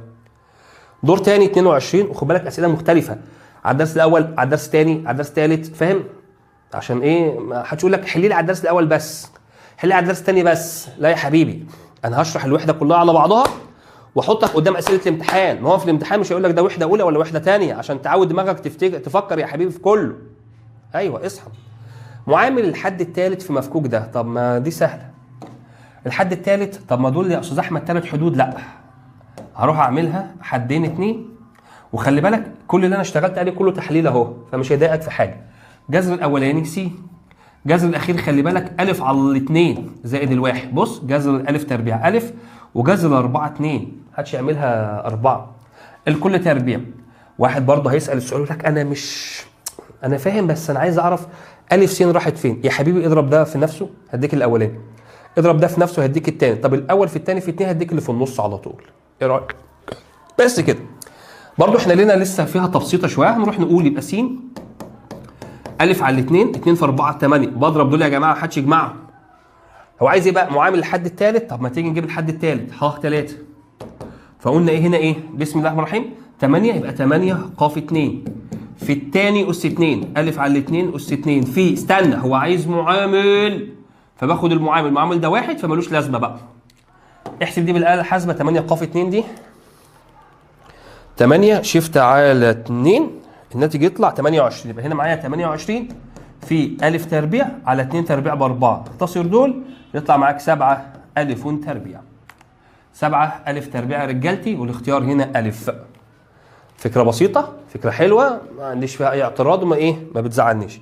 قلت لك احنا لازم نمشي كده ونمشي كده، افكار بسيطه افكار متوسطه افكار حلوه تلبي لك الدنيا كده. كل اللي انا شغال فيه سنوات سابقه اهو. 23 في مفكوك ده، طيب ما ده حدين، ده حلو. 2 س 2 1 على 2 س 3 ن، ماشي. اذا كان ح 9 هو الحد الخالي من س، هات لي معامل س 3. سؤال كبير، سؤال كبير. تعالى اول حاجه قال لك الحد التاسع هو الحد الخالي من س. طب الحد التاسع هيبقى 3 ن ق 8. خد بالك من دي، والحد التاسع. الثاني اس 8، فالثاني هيبقى 1 على 2 س الكل اس 8. في الاول 2 س تربيع طرح دول 3 ن ناقص 8. انا بطبق القانون عادي جدا. خد بالك هو ادالك المعلومه دي عشان تجيب منها نون. يا سلام يا سلام. دي لما نروح نفككها زي ما انا قلت لك يبقى 3 ن ق 8. في دي هنفككها هتتعمل 1 على 2 اس 8. السين هتطلع فوق بسالب 8. خلي بالك دي 2 هتبقى 2 هتاخد 3 ن ناقص 8 في س 2 في 3 6 ن ناقص 2 في 8 ب 16 يا رجاله. بعد كده تعالى جمع لي السينات بقى، فنروح نقول له هنا س معاك 6 ن، نكتب 6 ن يا باشا، ايه المشكله؟ سالب 16 وسالب 8 سالب 24. هنروح نساويها الحد الخالي من س يعني س اس صفر. انقل واقسم بقى، يبقى معاك هنا 6 ن بتساوي ال 24. يبقى انا استفدت ان ن طلعت بكام؟ ب 8. كل الحدوته دي عشان نجيب ن ب 8. ايه ده ب4؟ ده 6 يا جماعه اعوذ بالله. 24 على ال6 فيها ال4، ن ب4. فاجي هنا بقى واعوض هقول له 3 ن يبقى 3 في 4 ب 12. يبقى انا السؤال ده عباره عن شقين اتنين. الشق الاولاني جبت الحد التاسع سويته بصفر بس اس صفر عشان اجيب منه قيمه النون. خلاص كده جبنا النون. تعالى بقى يجي بعد كده يقول لك ايه، خلاص دي مش هنحتاجها بقى خلاص، مع اني هكتبها تاني بس خلاص يعني نعملها من اول وجديد. يلا يجي بعد كده يقول لك ايه بقى، هات لي معامل س 3. ارجع عيد الحدوته تاني، فنقول له بقى 12 ق 3 في الثاني اس 3 1 على الاثنين الكل اس، لا ده 12 انا اسف ده معامل س 3 يبقى 12 ق ر في 1 على الاثنين الكل اس ر في س سالب ر. بكتبها من اول وجديد اهو، ماشي. في الاول طرحهم، الاول اللي هو 2 طرح دول 12 ناقص ر في السين طرح دول س تربيع طرح دول 12 ناقص ر. يلا نضرب على طول بقى عشان يبقى ايدينا سريعه. بس 12 في 2 24 ناقص 2 ر. جمع السينات، جمعنا 24 ناقص 3 ر هتساوي ايه يا عم احمد؟ مظبوط كده؟ هساويها بس تكعيب بقى، يبقى س اس 3. ما احنا طلعناها المره اللي فاتت في مشكله ليه؟ عشان دي كانت 3 ن و2 في 3 كانت ب6. لا دي كانت 3 ن. احنا كده صح، كده صح. يبقى 24 ناقص 3 ر هتساوي 3. انقل يبقى 3 ر بتساوي 21، يبقى ر طلعت ب7 بس خلاص. هو عايز بقى المعامل، عوض بقى يا باشا في 7 في المعاملات هنا وهنا وهنا. فيبقى معانا اول واحده 12 ق 7 في نص اس 7 في 2 12 ناقص 7 5. طبعا احنا ممكن نختصر ده، معانا آلة حاسبة بس ممكن نختصر ده يفضل معاك نص اس 2. فنحسبها بقى كده، فنروح نقول له ايه، نص اس 2 اللي هي ربع يعني. فمعاك هنا 12 شيفت على 7 في 1 على 4 على طول بقى كده. شوف يطلع كام الناتج؟ 198. وبحب انا الاسئله اللي هي بروحين دول، يعني اديك خطوه تجيب منها حاجه تاني تجيب منها خطوه، بتبقى طويله شويه بس مش مشكله، بتظبط معانا الدنيا. هنا السؤال 15. السؤال اللي بعده دور اول بقى 23. اذا كان الحد السابع في ده هو الحد الخالي من س، فان قيمه هذا الحد، ماشي نفس السؤال بالظبط. اذا كان الحد السابع هو الحد الخالي من س، هات الحد السابع. فنقول له 3 ن ق 6 عشان نقول لك الحد السابع. الثاني اس 6، ماشي. الثاني معانا ميم عدد حقيقي موجب. الثاني معانا هيبقى سالب س تربيع على م الكل اس 6 في الاول معانا م على س تربيع طرح دول 3 ن ناقص 6. مالكش دعوه، ده هنضطر ان احنا نفكك بقى شويه. فيطلع معانا هنا 3 ن ق 6. ما تخافش السالب هيروح يا جماعه عشان اس هنا زوجي، فيطلع 1 على م اس 6 في س 2 في 6 ب 12 في م هنا هتاخد 3 ن ناقص 6 في س هتطلع بسالب 2 في 3 بسالب 6 ن، سالب 2 في سالب 6 بموجب 12. ماشي، جمع السينات وما تخافش. س معاك هنا سالب 6 ن 12 و12 24. هروح اسويها بقى بايه؟ بالخالي من س، يعني س اس صفر. انقل واقسم، يبقى س هتساوي نون هتساوي 24 على 6 فيها الاربعه. كده احنا جبنا قيمه النون. اروح بعد كده بقى اعوض باربعه، نشوف هيطلع بايه. سمي الله، صلي على رسول الله عليه الصلاه والسلام، ركز وما تخافش. عوض هنا باربعه، يبقى 3 في 4 ب 12 ق 6. عوض دي ما فيش فيها تعويضه، يبقى 1 على م اس 6. انا مالي معاها للاخر اهو. شيل نون وحط 4، 3 في 4 ب 12 يبقى م اس 6. الله، طب ما دي هتطير مع دي، يبقى الناتج 12 ق 6. وطبعا مش موجوده، اكيد ده هي مش موجوده. تعالى نحسبها. 12 شيفت على 6 طلع لك 924، والاجابه هنا اجابه صحيحه 924. فكره برضو متداوله، فكره معروفه، بس هو حط مين بقى ونون عشان اخاف. عادي جدا ما تخافش. وصلنا للسؤال هنا 16. ماشي، السؤال اللي بعده. السؤال اللي بعده برضو فكره زي دي لازم نمر عليها ونبص عليها، عشان في ناس كتير بتخاف من الشكل ده. بصوا يا جماعه، ده اصلا المفكوك. هو الراجل جابوا لك مفكوك، قال لك هوجد قيمه السين، قول له اصبر عليها شويه. ايه ده؟ لازم ارجعه لاصله. بعمل ايه؟ بص، كل ده مالكش دعوه بيه، باخد الاول والاخير فقط. فالاول معايا ايه؟ 1 زائد الاخير ايه؟ 1. لا استنى، ما تحطش زائد. 1 الاخير ايه؟ 1 على 32 س اس 5. بس باخد الاول والاخير وخلاص. الاشاره بقى موجب ولا سالب على حسب. هو اشارته كلها ايه؟ كلها موجب، يبقى هنا موجب. ماشي، لو واحده موجب واحده سالب يبقى بحط سالب. هو ممكن يجي كله سالب؟ لا، يا اما كله موجب يا اما موجب وسالب بس. طب اعمل ايه بعد كده؟ ولا هتعمل حاجه يا عم، لازم نعملها بقى اسس. فشوف انا بعمل ايه. بقول له والله ادى الواحد. طبعا الواحد ده ممكن نقول له 1 اس 5 عادي. فهمت القصه دي؟ الواحد ده 1 اس اي حاجه. فبقول له 1 زائد، انا عايز ده بقى هيبقى اس 5، هيبقى س اهي، واحط 5 من هنا. طب الواحد على 32 كام اس 5؟ هلاقيها نص اس 5. ما انا هجرب بقى، هشوف ايه اللي يدينا 1 على 32، واكيد انا عارفها يعني ده نص.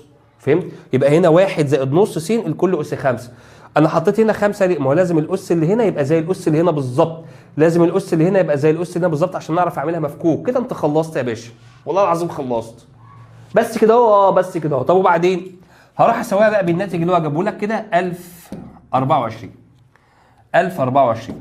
هو عايز قيمه السين، خد الجذر الخامس. انت بتقول لي ايه؟ يعني اكتب كده 1 زائد نص س تساوي، خد الجذر الخامس ل 1024. قول لي شيفت جذر 1024 وارجع شيل الثلاثه اللي فوق دي اعملها 5 جذر الخامس. طلعت 4. اظن انت كده خلصت بقى. انقل الواحد يبقى نص س 4 ناقص الواحد 3 واضرب نهو في الاثنين. فاذا س محترمين بكام؟ س هنا ب 6.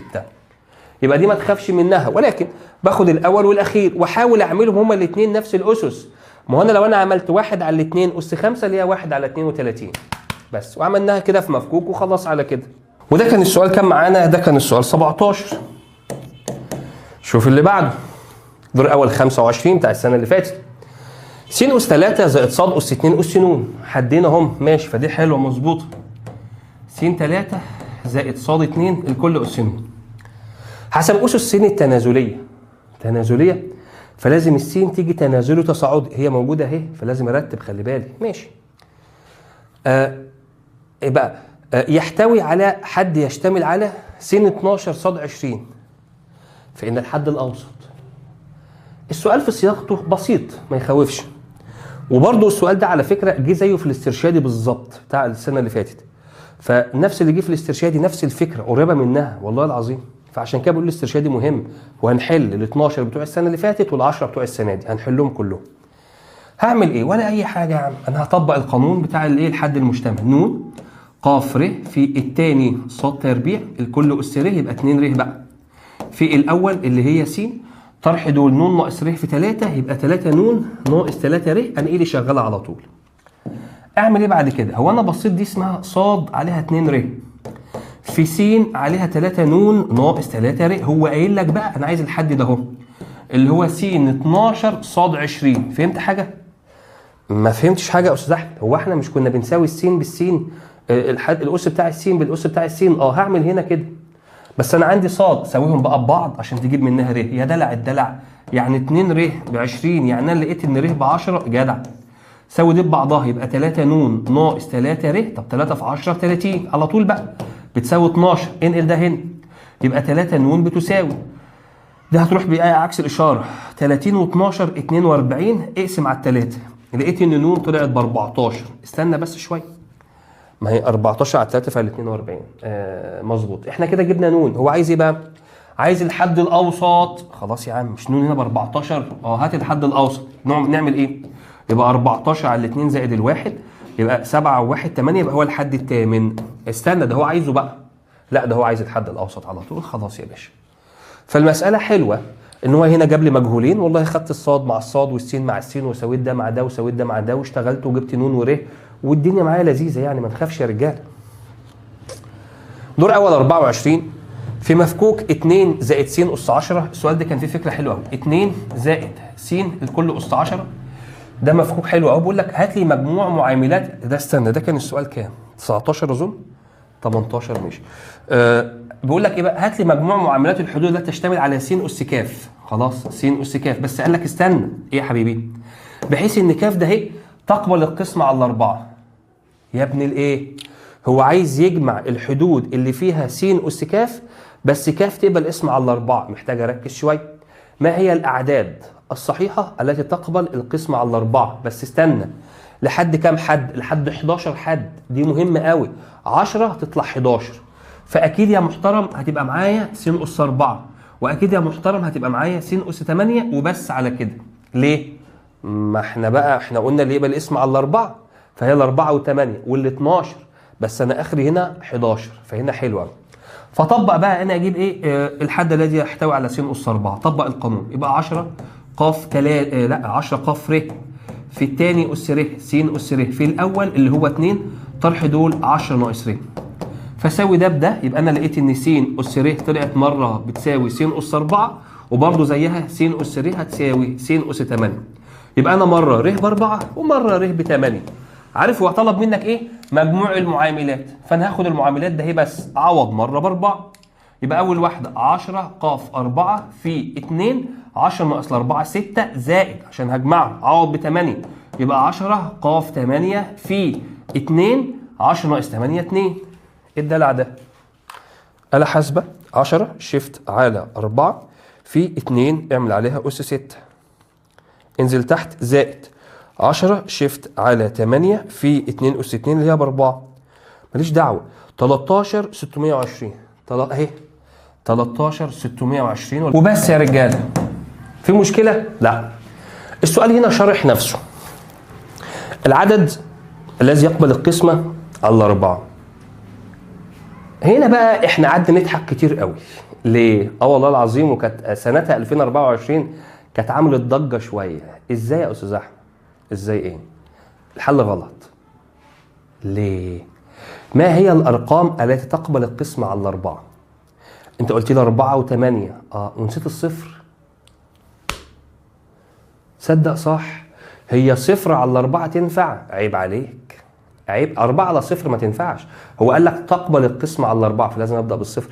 الصفر يبقى الاسم على كل الارقام، ودي خلي بالكم منها، وغلطت ناس كتير جدا جدا فوق ما تتصور والله العظيم. انت خدت الاربعه والثمانيه والراجل عارف ان انت هتغلط فيها، فحط لك الناتج بتاعها وهنا غلط. ده خطا. ليه؟ انت جبت الاربعه والثمانيه بس، ما جبتش ليه الصفر. يعني ايه؟ يعني انا هاخد س اس ر برضه هساويها بس اس صفر، فاذا ر هعوض مره بصفر. هي هتفرق؟ ما تيجي نشوف، انا ما اعرفش. حط هنا صفر فيطلع معاك 10 قاف صفر في، حط هنا صفر 2 اس 10 10 قاف صفر بواحد. فلازم الناتج اللي احنا طلعناه اللي هو 13 620 ازود معاهم 2 اس 10. يا نهار ابيض، 2 اس 10 يطلع الناتج 14 6 44. 14 6 44 يا رجاله. سؤال بقول لك يعني غلط ناس كتير، بامانه غلط ناس. ليه؟ ما انا نسيت، وقعدنا حتى نعمل ساعتها كوميكس كده على الناس ونهزر ونعمل ونقول له يا راجل حرام عليك، هو الصفر يبقى اسم على الاربعه اللي ما يقبلش. وقعدنا على فكره يعني قعدنا نعمل عليها كوميكس في 2024 كتير قوي. لا يا رجال، لما يقول لك عدد يقبل القسمه على اي حاجه تبدا بالصفر. الصفر ينفع تقسم على كله، فدي مهمه قوي، خلي بالكم منها. فشفت بقى الفكره؟ اكيد يعني معلش نسبه قليله من اللي بيسمعوني دلوقتي قالوا صفر، صح ولا غلط؟ ها، صح ولا غلط؟ صح.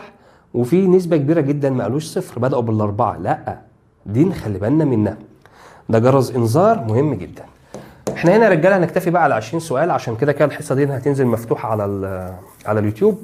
بعد كده ان شاء الله هنكمل بقيه البي دي اف كله. طبعا اظن انت فاضل لك معايا 12 13 سؤال، دول هينزلوا لك في حل الواجب. يعني انا برضو لما باجي احل الواجب ان شاء الله هحل لك الاسئله دي برضو اللي انا سايبها لك دي، اعتبرها واجب معاك. كده البي دي اف هينزل لك، اعتبرها واجب مع اسئله الواجب. بقيه الاسئله اهيت برضو كلها اظن 13 سؤال فاضلين او حاجه كده.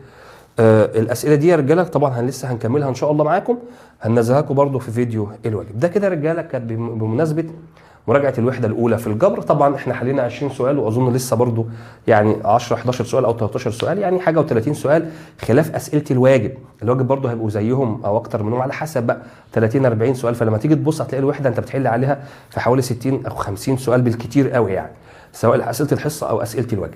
فده قدر كافي جدا جدا ان انت تراجع معايا الوحده، واحنا بنقول دي مراجعه اوليه. لسه بعد كده في نماذج مجمعه وامتحانات سنوات سابقه وامتحانات مرشد وامتحانات اللهم صل على سيدنا محمد الاسترشاديه، كل ده لسه هيتحل. فاحنا بناخدها خطوه بخطوه خطوه بخطوه خطوه بخطوه. كده احنا خلصنا الوحده الاولى في الجبر. الناس اللي هتكمل معانا على المنصه حضرتك شفت النظام ده هنمشي بيه على طول. كل حصه هنحل اسئله من المعاصر مراجعه نهائيه، اسئله من الازهر برضو هنحاول نزود بعد كده اسئله الازهر ان شاء الله. الحصه هتنزل كده، ده كده الجزء الاولاني. بينزل لك جزء تاني الحصه كلها حل بقى، اللي هي حل اسئله الواجب معاك مع حل اسئله اللي انا مثلا بسيبها هنا دي كده، مع برضو ممكن ازود اسئله ازهر برضو. يعني ان شاء الله هحاول برضو ازود في الواجب اسئله ازهر. فحصه الواجب حصه مهمه مكمله لدي، عشان ما ينفعش مثلا الحصه دي اظن هتعدي ساعتين او ساعتين الا 10 حاجه كده، واما انا هعمل لك مثلا حصه حل الواجب معاها واقول لك خد يد 5 ساعات 6 ساعات الوحده الاولى، يبقى انا واقول لك قسمها. لا انا ما بحبش اعمل كده، بنفصل ده لوحده والواجب بينزل لوحده. انا ما بحبش اعمل حصه 6 ساعات و5 ساعات و12 ساعه، يبقى انا ايه، انا بعبي لك حصه وخلاص والزق لك بقى الواجب. لا ده ينزل لوحده وده ينزل لوحده، عشان يبقى انت دماغك حضرت الحصه دي واستكفيت بيها وفهمتها، تبدا انت تطبق بقى. فهمنا؟ صديقي اني احبك في الله، فصلي على رسول الله عليه الصلاه والسلام. اسيبكم في رعايه الله يا رجال.